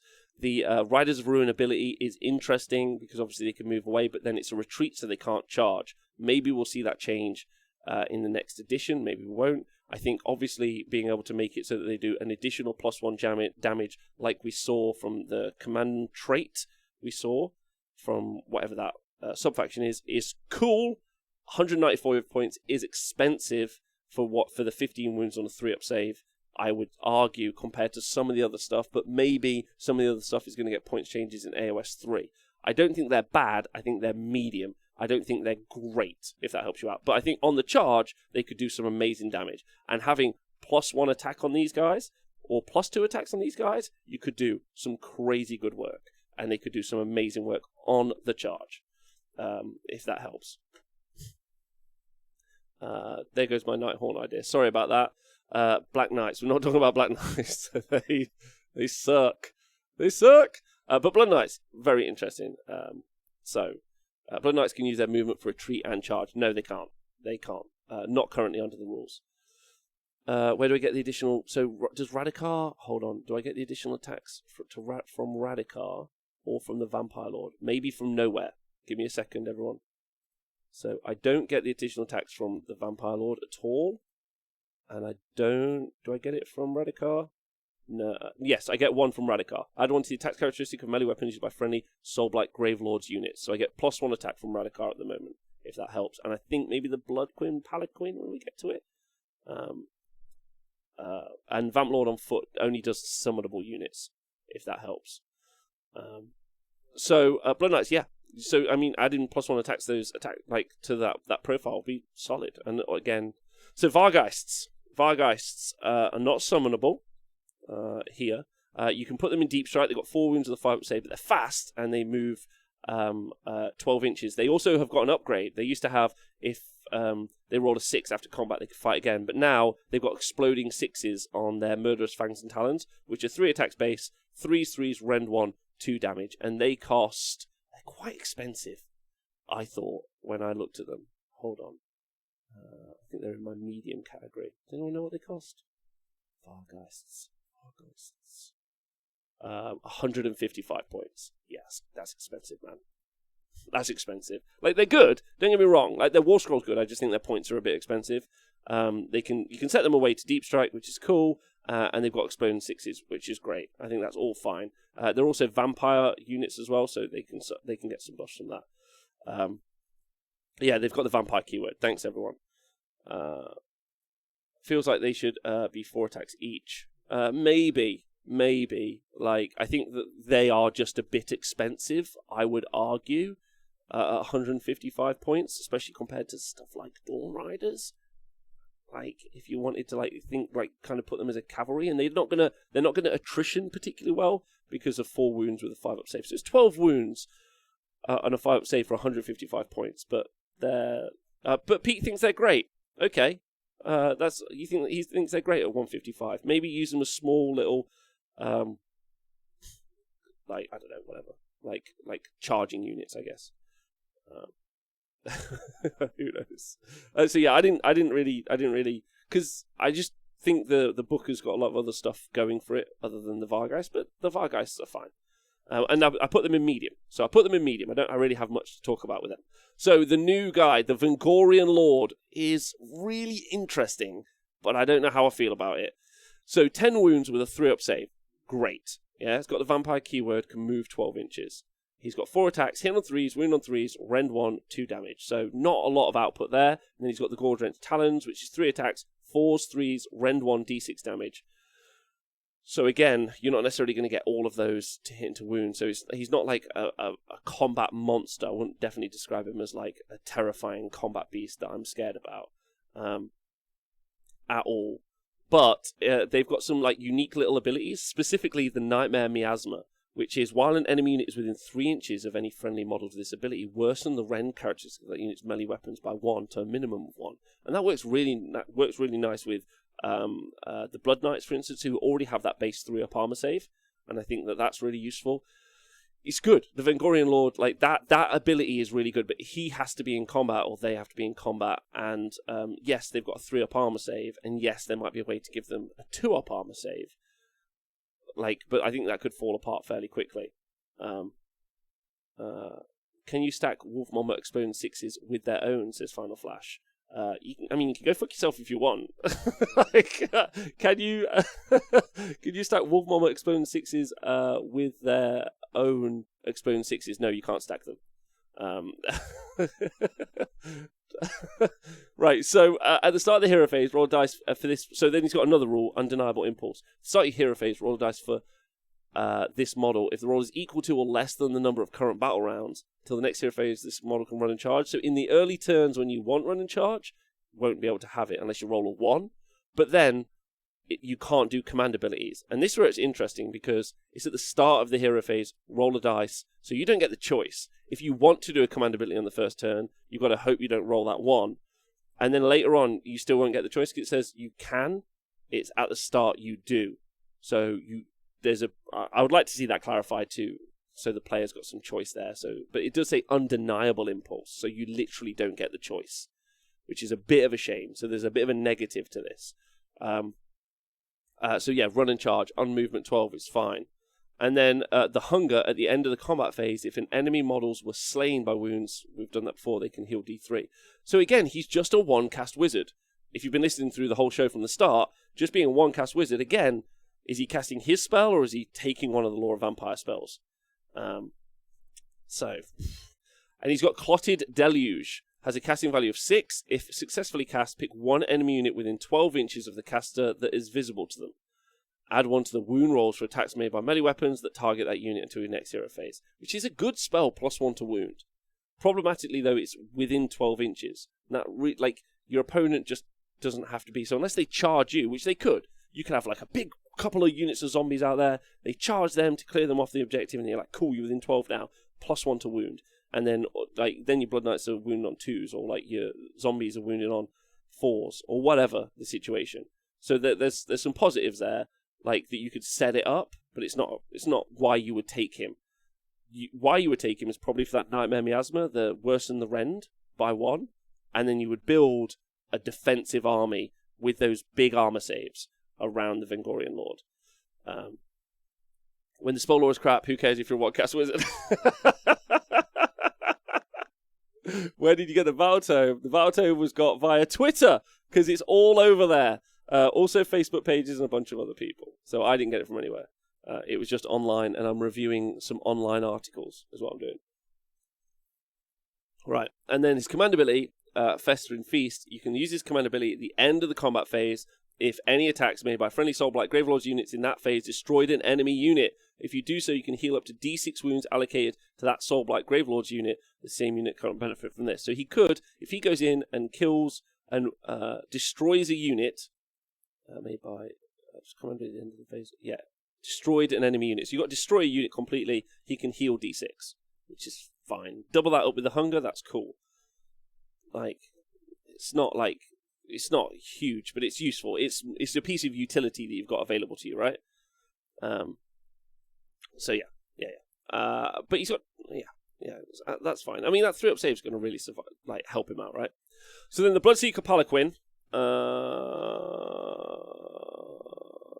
is rubbish. So we can move on from that. So let's just quickly talk about the Vingorian Lord.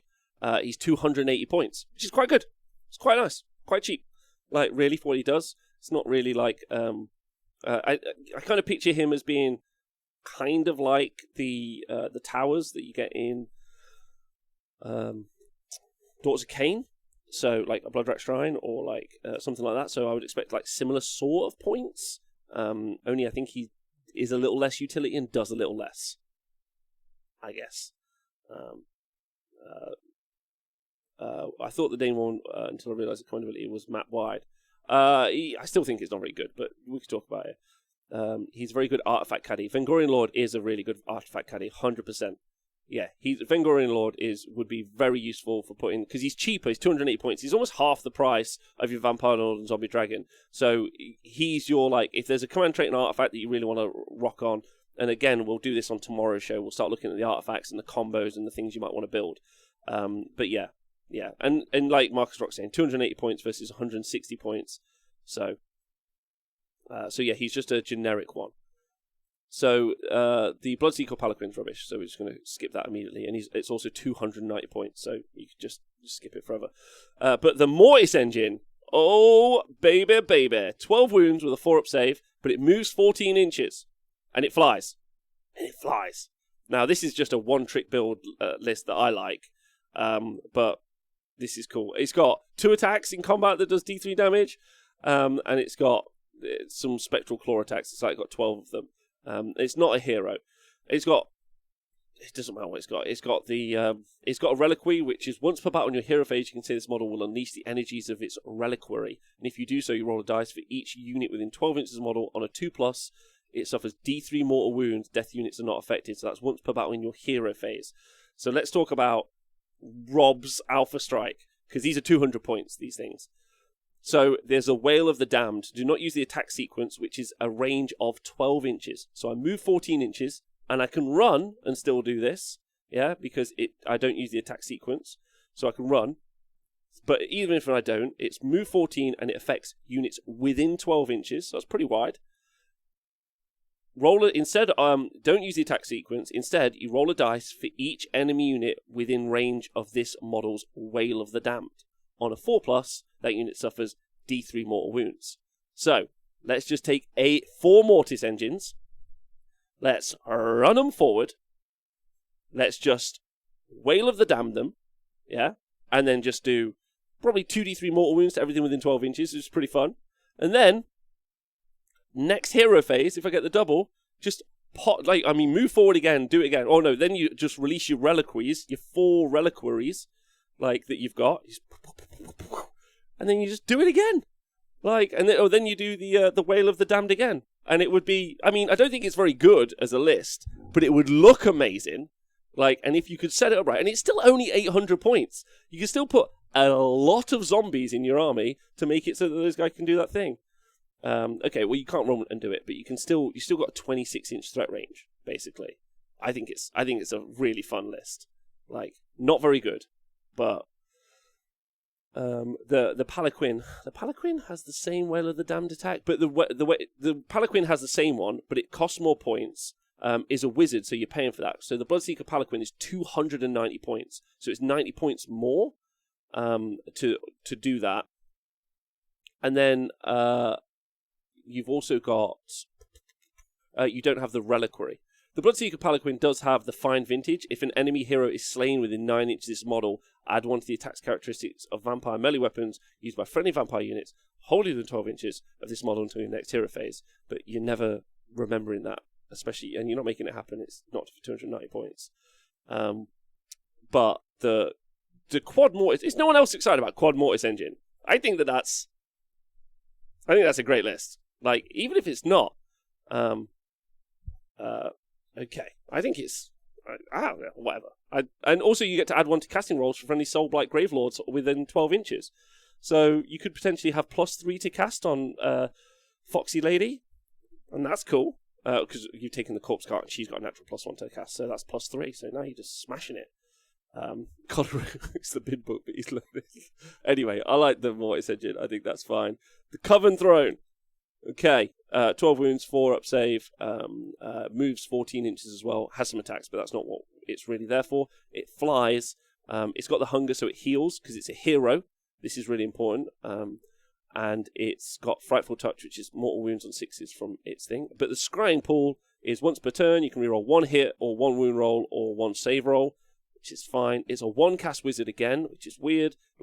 An entire engine full of necromantic power with 3 vampires on. 4 vampires on is only a 1-cast wizard, but it's got a terrible spell. Shoulda cast on 6. Picked any attacks. Oh no, it's not. No, this is the good one. There's another one like this. So this is cast on a 6, successfully cast an enemy unit within 12 inches of the caster that is visible to them, and roll 3d6. If the roll is greater than that unit's bravery characteristic, this model cannot be picked by the target of any attacks made, spells cast, or abilities used. So you can just kind of run out and be like, you can't hurt me. But it's only 1 enemy unit, and you got to beat their bravery, and it's on this unit. Is it good? That's terrible, right? Great commandability. Okay. Tactical Insight. You can use this commandability at the start of your hero phase. If you do so, you pick 1 friendly Soulblight Gravelords. So that's anyone, not summonable, just anyone. Wholly within 12 of this model until your next hero phase. Add 1 to hit rolls and wound rolls for attacks made by that unit, and add 1 to save rolls for attacks that target that unit. Great commandability. So if you wanted to, you could have those zombies have +1 to hit and to wound. If you wanted to, you could have it on the Blood Knight, so they're hitting on 2s, wound on 2s, and they've got a 2-up armor save. So you could just, take yourself 10 Blood Knights and just whomp them forward. So, I mean, that's really cool. And it's fast, right? The Coven Throne. And it's 310 points, though. So you are really paying all 310 points for that commandability, but it's a pretty good one. So yeah, that's really, really good. Really, really good. To know if it's good, wait for the game switch on MetaWatch. I got it. Yeah. I mean, so that commandability is good, but paying 310 points for it is whether or not you're going to do that, I guess, is the question. Right, next up. The White King. Okay, these are trash. both the White King on foot and the White King on Skeletal Steed are trash because their commandability is reroll ones to hit, but also, and very importantly, their commandabilities also don't work because they've worded them wrong. So it says, like, you pick in your hero phase until the end of that phase. So both of those commandabilities need an FAQ, and even if it gets FAQ'd, it's going to be, you can reroll ones, so who cares? Wholly within 12 inches as well. Like, it's just rubbish. So, there we go. That's the explanation for that. To be fair, this is Age of Sigmar 2, so it doesn't need to be watertight. Come on, Luca, don't let me down. Okay. 11 wounds with a 3-up save. 11 wounds with a 3-up save, moves 12 inches. Now, in combat, she's got those 3 attacks, which are 4s, 3s, rend 1d6 damage, which is fine. Again, it's a bit swingy. I wouldn't really describe it as a combat monster. I would say she does some okay damage, but she's not really fighting any big units in any way, shape, or form. She can fly. She's got 11 wounds with 3-up save, like we talked about, and then she's got an ability that after you make a charge move, you can pick an enemy unit within an inch and roll a dice equal to the charge roll for that charge move. For each 5+, they suffer a mortal wound, which is nice if she's going into a monster. So she's going into a monster first. She can do maybe some impact hits, take them down a bracket, and then if she activates, she could maybe kill them. She's not got a lot of output, really, because those 4s to hit are pretty rough. She's got the ability, though, to make it so that their rend is reduced by 1 when they're in combat, which is pretty nice as a way to her survive. She's also got the hunger, so she can heal D3, which is also nice. And she's got undeniable impulse at the start of your hero phase. It's the same thing, so she can run and charge if she rolls equal to or below the turn, which is problematic because then she can't use a command ability. She's only a 1-cast wizard again, with no pluses to cast. And she's got Death's Downpour, which is a casting value of 8, which is super high, with no pluses to cast. And if successfully cast, charge rolls made for enemy units within 12 inches of this model are halved until the next hero phase. So she's a combat monster that can make it so that she can't be charged as easily, which is quite nice. So that's a nice little buff that she can kind of run out into no man's land and be like, maybe you can't charge me, but it's a maybe you can't charge me. Like, whatever. And then commandabilities. You can use this commandability once per turn, which is the Queen amongst monsters. If you do so, you pick 1 enemy unit on the battlefield until your next hero phase. You add 1 to hit rolls for attacks made by melee weapons by friendly Soulblight Gravelord monsters that target that enemy unit. So it's board wide. So basically, it's just like, pick a unit, any monsters you have, +1 to hit, which really does help with her Quadrants Talons, which are 3 attacks, 4s, but with +1 to hit would be 3s. 3s rend 1d6 damage. So that's really useful, but it's only if you're playing against monsters, and Archeon beat up her and a Vigorian Lord at the same time. Like, just beat the snot out of them. So, I don't know which monsters you're fighting, right? Yeah, it's only monsters only. It's only monsters only. And the Vigorian Lord, so she is running at 285 points. So she just isn't as good as the non-named one, because the non-named one's going to be able to take a command trait and artifact, which is going to exponentially probably increase your army or its own abilities. The spell is fine, but it's not very useful, and we have that via a commandability on Khorne Demon Prince. It's still not taken very often. It's bought wider as well. It's within 18 inches. So, like, I know people are excited, man. I know you're excited, but I just don't really see why you would take her. Like, I would maybe take the Lord so that I could use the other stuff. But there's also a problem on this War Scroll as well, in that undeniable impulse. Sometimes you're not going to be able to use that commandability. You'll be like, yes, all my monsters +1, and then you're going to roll it, and you're going to... So I would really like to see them change the FAQ on the undeniable impulse so you can choose, but it is described as undeniable. The narrative is Luca fights against a constant internal battle to control her bestial nature. It's not a battle she always wins, so you're probably not going to get the choice sometimes. The target has to be a monster. If you do so, pick 1 enemy unit. Oh no, hold on. Until your next hero phase, add 1 hit rolls for attacks made by melee weapons by friendly Soulblight monsters that target that enemy unit. No, you're right. Sorry. It's +1 against any unit. Okay, that's loads better. All right, you're 100%. Thanks for picking that up. Whoever said it in the chat. It's not even a reliable commandability because turn 2 you have a 1/3 chance you can't use it. Yes, Gorsameth, 100%.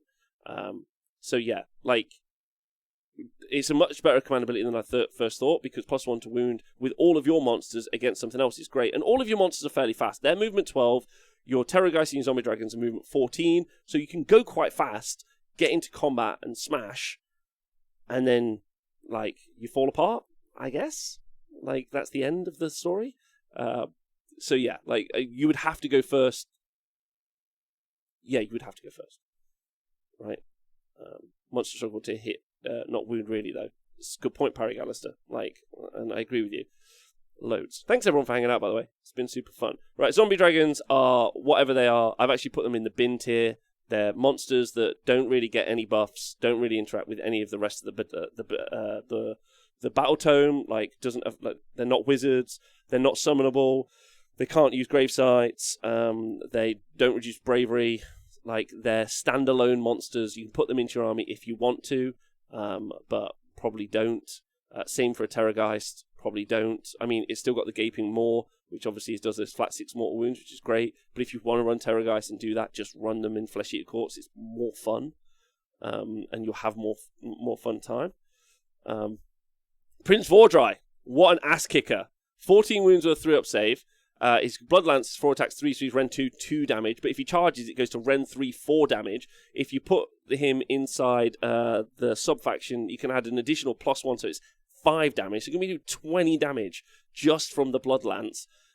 And then he's doing the D6 damage from the Snapping Maw as well. He's got the Chalice of Blood, so the Chalice of Blood and Darkness, which we talked about before, which has now gone from the Vampire Lord and Zombie Dragon, heals D6 wounds once per battle in the hero phase. So that's going to really help with those 14 wounds with the 3-up save. And then he's got the Breath of Sheath, which is a D6 damage shooting attack until he gets kind of... shooting attack, which is just on a 3-up you do it, which is cool. He's a 1-cast wizard with the Quick Blood, which is cast on a 7, and you add 1 to hit and wound rolls for attacks made by the caster, which is great.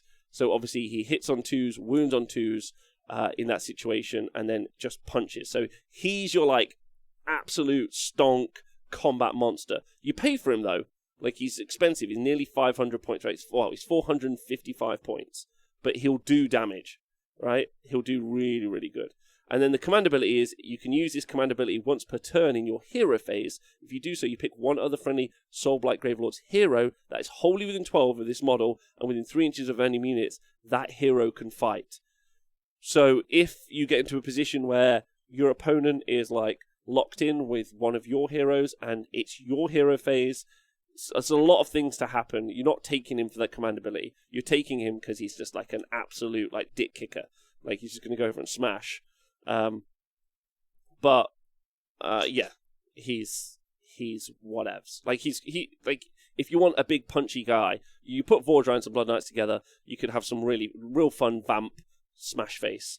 Double Dragon Wardrai costs a fortune though. Yeah, like, but he looks cool. He looks super cool. Right. So Direwolves. Oh, we've talked about Direwolves and Fellbats. Yeah, nailed that.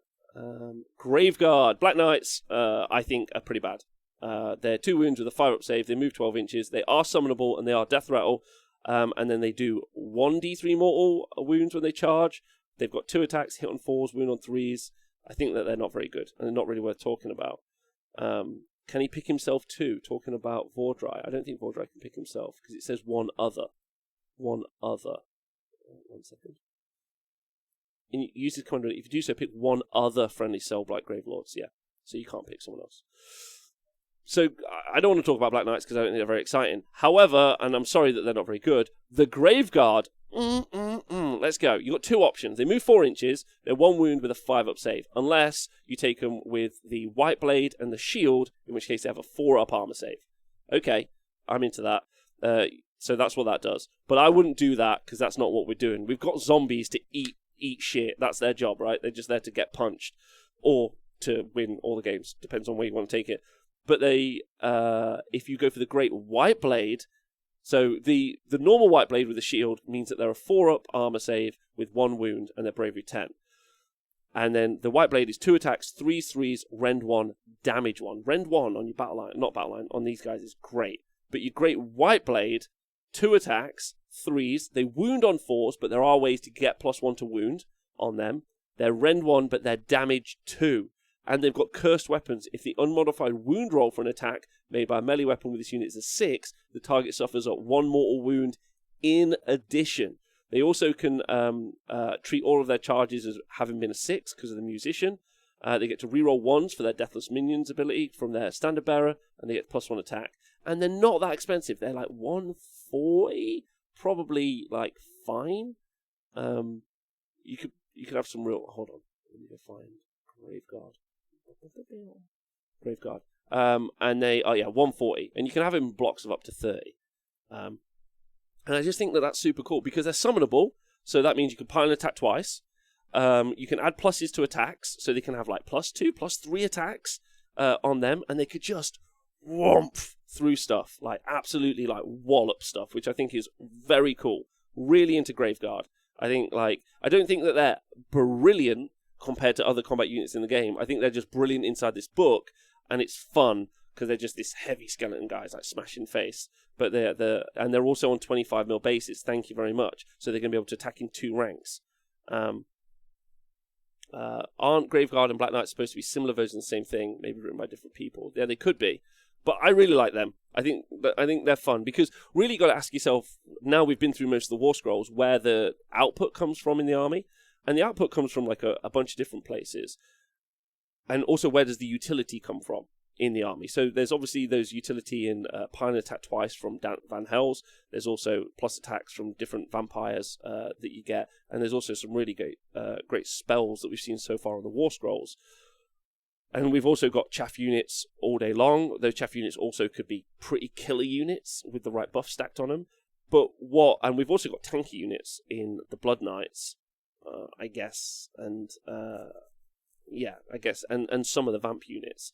But really, like, where's like big hitting things coming from? And I guess it's from Wardrai, zombies, and you could stack a lot of attacks on Direwolves as well. You could stack a lot of attacks and try and blend through some stuff, I guess. But Graveguard also another choice in that army for just like a brick of Graveguard who are just going to go and smash up, which I think is good.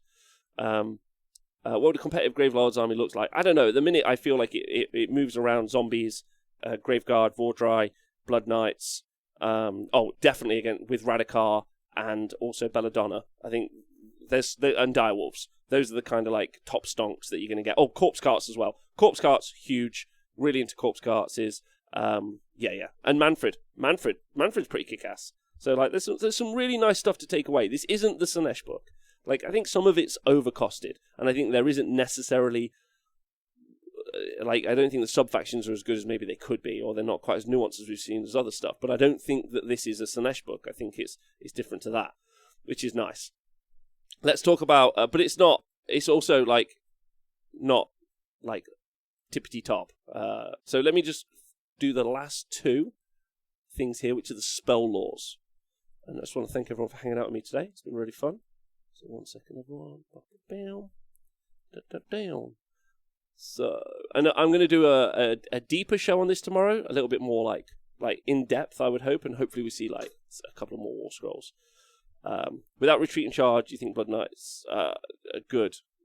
I would like to see Retreat and Charge on Blood Knights. I would like to see that. Hopefully it's either a core rule change, which will get us to Retreat and Charge on the Blood Knights. I know a lot of us are pretty invested in the Blood Knights because we like the models, and it's a bit of a shame that the Vingori are a bit meh.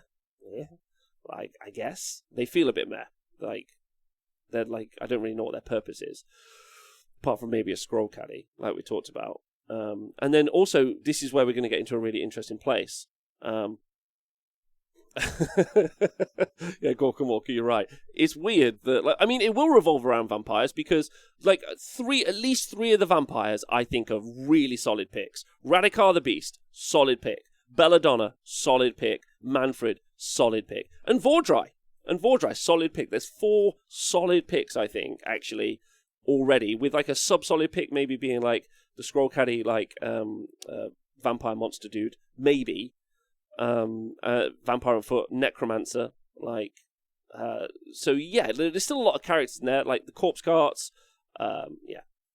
If I go and open my...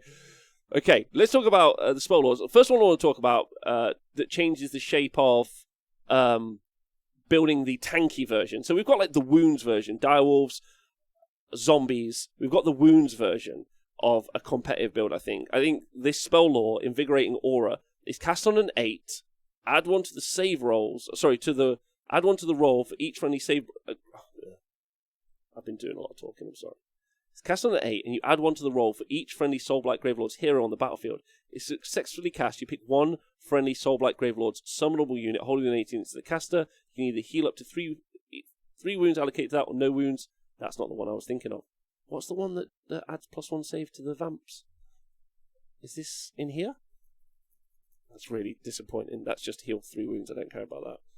What's the one that I thought I read? Or have I just made that up? Did I have my own wish list for a spell in my head that did a thing? Whoops. I'm sure there's one that gives vampires +1 save somewhere. Has anyone read that? Is this just me? Oh dear, fuck. I was like, oh no, I've read that wrong. It's in the other lore. Yeah, I was making up spells, basically. It's in the other lore. Where is it? Decrepify, Soul Harvest, Spectral Grasp, Fading Vigor, Overwhelming Dread. I think you're thinking of an artifact. Alright, appreciate you all. It's in the army ability stuff. Is it? Have I missed that? I'm sure there's something that makes Designer's Notes. Deathly Invocation. It's not that. It's not Endless Legions.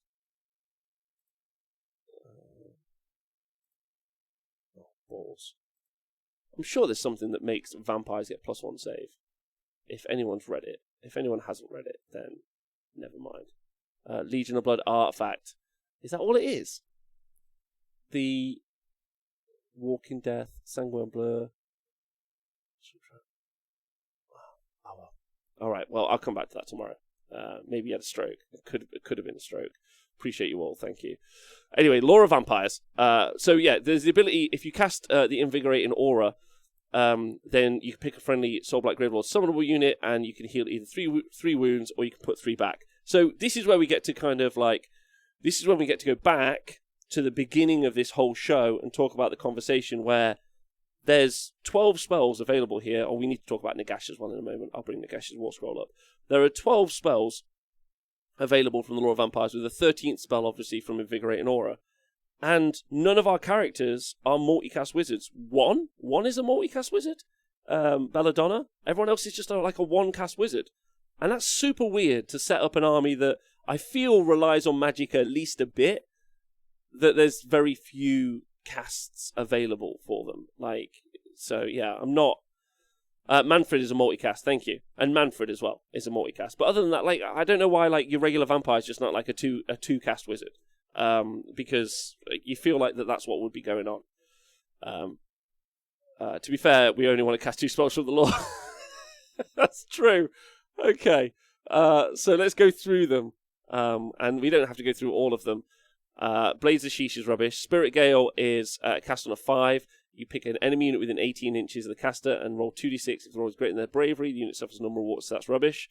Soul Spike has a casting value of 6. If successfully cast, you pick one enemy unit within 18 inches of the caster that is visible to them until your next hero phase. If that unit makes a charge move, roll a number of dice. That's also rubbish. So, Amethystine Pinions is the one. Casting value of 5. If successfully cast until your next hero phase, add 6 inches to the caster's move characteristic. Obviously great on Nagash. You could obviously do that on Wardrai. You could do that on Manfred, so that they go loads faster, which is really good. So Amethystine Pinions. So this is a Vampire Wizards or Nagash only. It's a pretty good spell. And if it goes off twice, the same unit cannot benefit from the spell more than once. It used to be you could have it go off twice, and now you can't do that at all, which is rubbish. Yeah, there is 2 missing War Scrolls. Thank you, Pixie Proxy. No Skellies or Neferata. So then Vile Transference. So Amethystine Pinions is a genuine pick. Like, go faster on a character. Cool.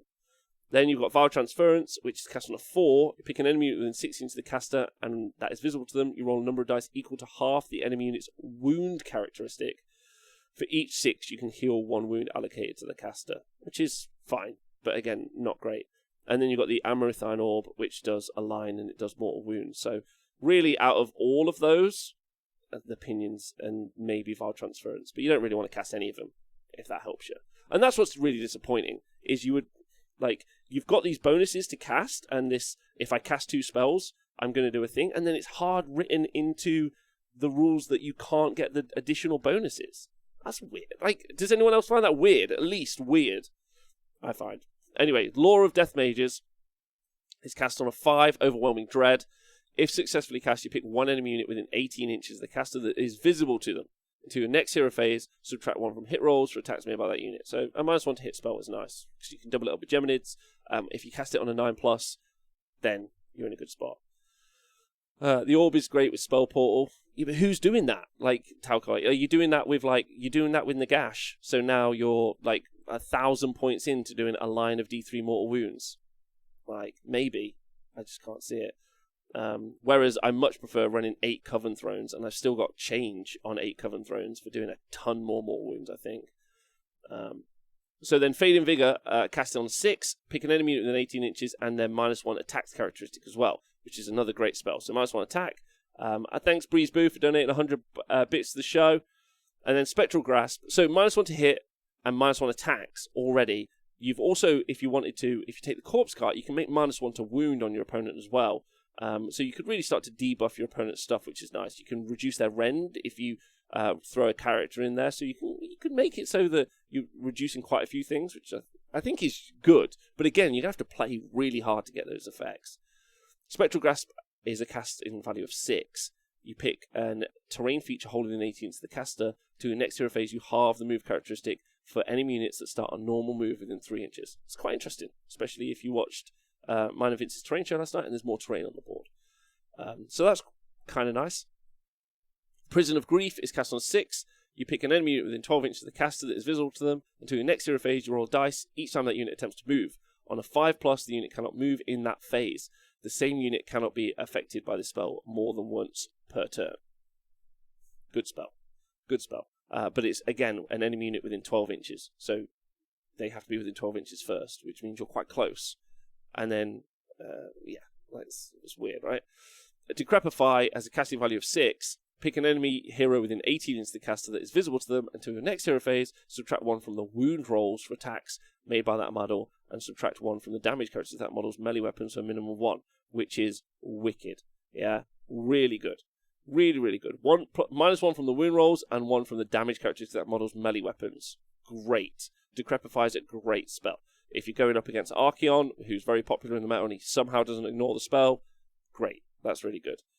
Death Mages is the much better lore, Coloru, which is then what? So let's talk about this. Death Mages is the good lore, but it's full of vampires? Sure. Thank you to Caesar of Earl Grey for donating 2 gift subscriptions in the chat. So that's really appreciated. And access to Death Mages makes Manfred super good. Agreed. I think Manfred's great. And then Soul Harvest is cast on a 7. You pick an enemy within 3 inches of the caster. They suffer D3 mortal wounds. In addition, for each mortal wound inflicted, you roll dice for each 5+ you can heal. Why not just let me heal 3? Like that's a weird setup, right? Anyway, that's the show. That's the show. That's everything. We still waiting for Neferata. We're still waiting for some other little bits. We still got to properly go through the artifacts and the command traits. But ultimately, I think the big winners here, again, if you want big winners, we won't talk about the big losers. Necromancer, auto-include. Radikar, great. Belladonna, great. Corpse Cart, great. Zombies, great. Vampire Lord, great. Manfred, great. And then medium is Luca Vi, Vingorian Lord, Prince Wardrai, Mortis Engine, Coven Throne. That Mortis Engine build. So good. Vampire Lord, Zombie Dragon, Graveguard, they're just in medium because the other stuff that's great, as in that's great, is the other stuff. So there's some good stuff. I missed most of it. What's the TLDR? Oh, and also Nagash is in it, but he's gone up to 975 points. So as long as there's no miscast mechanic in Age of Sigmar 3, I'm sure he'll be fine. But if there is, the fact he can cast loads of spells is problematic, I guess. Zombie Horde appeals to me. Not mad about the wolf models. Oh, that's fair. TLDR, it's a mid-tier book, if that helps you. Reroll Cast on Nagash is nice, I guess, says Stephen AOS. Yes, if you put him inside Vicaris. I really do think that this is the best one. Let me go read the traits for it, actually. Not Avangori. Not Legion of Blood. Vicross Dynasty. So +1 to wound rolls, again, for those Death Rattle and those Deadwalker units. So those Graveguard are going to have +1 to wound as well if you took them in there. Zombies +1 to wound. So that's really good. Reroll the casting. So it very much feels like the Viracross Dynasty is the one. Then the command traits you have. Pack Alpha, once per turn, the general can use a Commandability without command point mid-spend. That's pretty good. Reroll charge rolls for friendly Vicross Dynasty units with 9 inches. It's nice. Once per battle at the end of your movement phase, you can say this general will summon a pack of Direwolves to the battlefield. If you do, you can add 1 unit of up to 5 Direwolves to your army. It's another 10 wounds. So with Radicar, it's 15 straight off. It's pretty cool. Hunter Snare, if this general contests an objective, the number of models is equal to their wounds characteristic, which you could do. I don't know if I'd pay nearly 500 points for that. Spore Trackers, at the start of your hero phase, friendly Vicross Dynasty Deadwalkers units holding the Knights General can make a normal move of up to 3 inches. Wow, they cannot run. Oh, so, okay. So 7 inches. Okay, well, that's not as good. Because I thought that would be really fun to make a move 7, then run, and then pile in. So, I'm not too bothered about that. And then United by Blood, this general can attempt to unbind 1 spell in the enemy hero phase in the same manner as a wizard. So, they're terrible. Definitely been guy wrote this. But he's learning. It's not as bad as the Slanesh stuff, if that helps you. Mainly because he copy and pasted it from whoever did the original Legion Nagash stuff. So, that's good. I guess. Then the Artifacts of Power. Oh, that's the Legion of Blood. I don't think I have the... No, I don't have the other things. So that's it. Well, it's been fun. What do you all think? Give me some thoughts in the chat before I head out today. I hope you enjoyed that. Like, I only read it this morning. I think I was pretty spot on with at least all the actual factual information. My opinions are always just my opinions. I don't have to be right. That's just how I feel about the stuff. So, yeah. What's the Warhammer community link? What's that? What is that, guys? What do you guys want to show me? Neferata. No, I've read that. Ignore negative modifiers. I've read that. I've read that. Oh, so she sucks. Okay. Yeah, it's okay. I've read it. That's fine. They suck. Right. So sad about the Avangori. Me too. Like, I don't think it's the Avangori are a weird unit. So the name character and the non-name character, because I like the reducing rend. I think that's fun. But then the negative, so you can't use the command abilities, is again really themey. That's cool, man. Like, but most people don't like it when their models do something that they don't want it to do. That's a weird take. And the command abilities are pretty toss. Like, I'm trying to be really upbeat, but it's medium. At best, it's medium. Any ideas why there's no terrain or endless spells? No idea. Simply put, give me 6 generals in my army with Ratty Princess, Bispor General. Okay, that's fine. Neferata is going to be so broken. It's going to be broken, says Joe Boom. Oh yeah, like that's the thing we're missing. Just Neferata. That's all we need. Skeleton Warriors and Neferata, and we'll fix it. I have an opinion on your hair. Wow, go for it. Avangori problem is no fucking synergies. That's true. Winter Dave, really not sure what to do with my existing collection of Legion Nagash. I have a real mix of units. I mean, I feel that there are some builds there. Let's talk about builds to end the show off. I feel that there's definitely Wardrai, Manfred, Blood Knights build. Like, just high armor saves. That's what you're doing. You're just doing big high armor saves. You're asking your opponent, can you punch through this? Maybe you throw an Avangori in there as well to reduce the rend that they're doing, so those armor saves are even more impactful. I think that that's a build.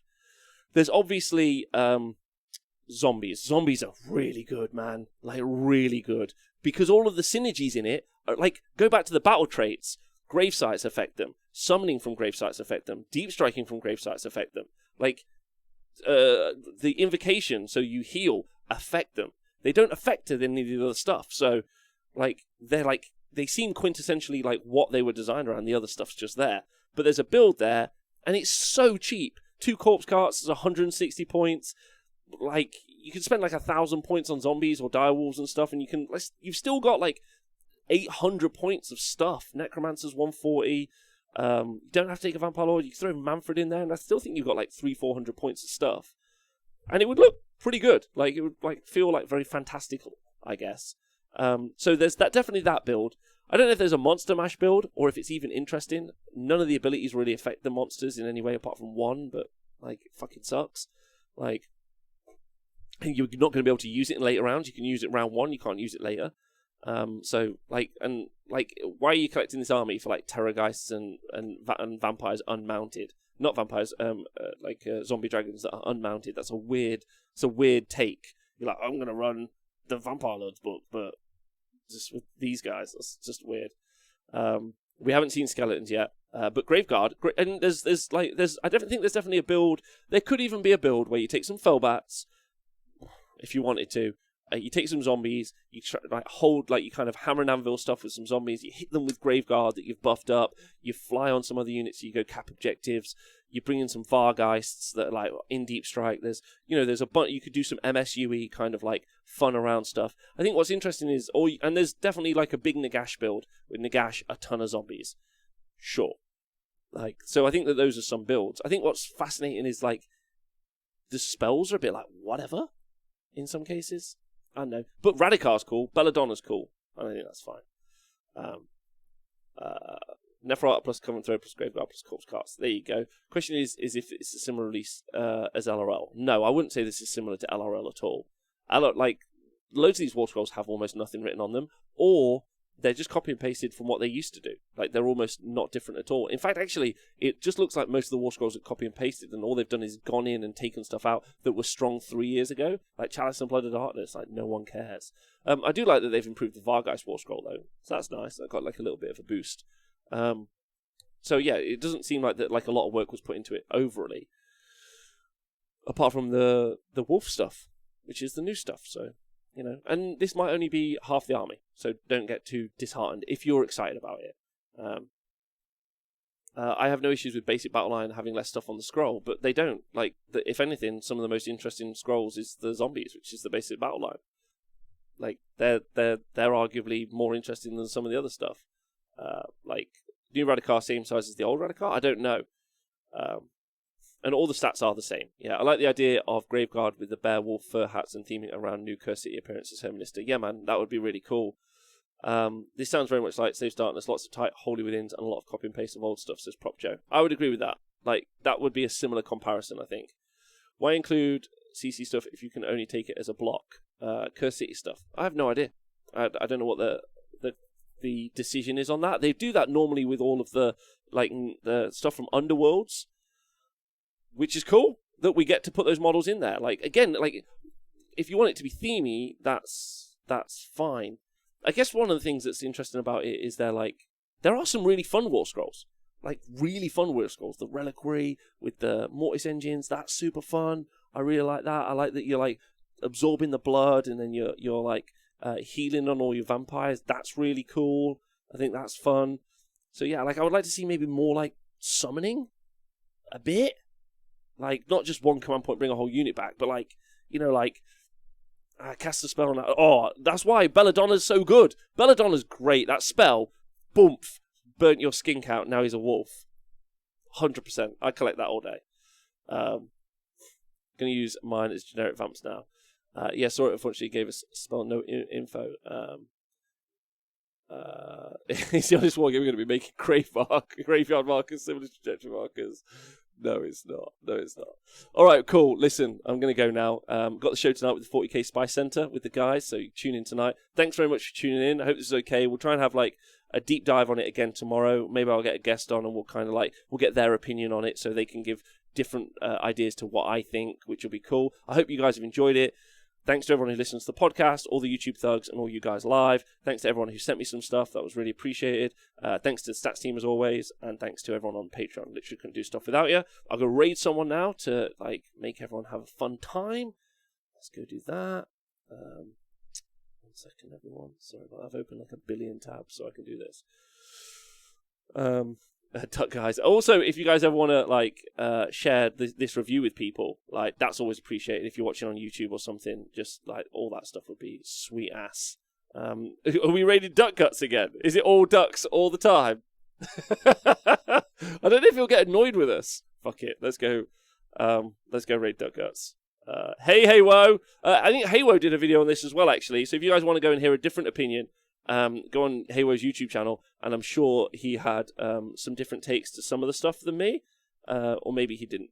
I don't know, but it's at least another opinion if you want the opinions bit. The info is the same. I'll rewatch on YouTube. Oh, appreciate you guys. Haywo is amazing. That's correct. Right. Oh, it's not on YouTube yet. Okay, well, you can go watch it somewhere, I think. It's on his Twitch, though. So, yeah, you can go check his Twitch out. Right, you guys are all great. Thanks for hanging out. I'll see you soon, and have a nice day.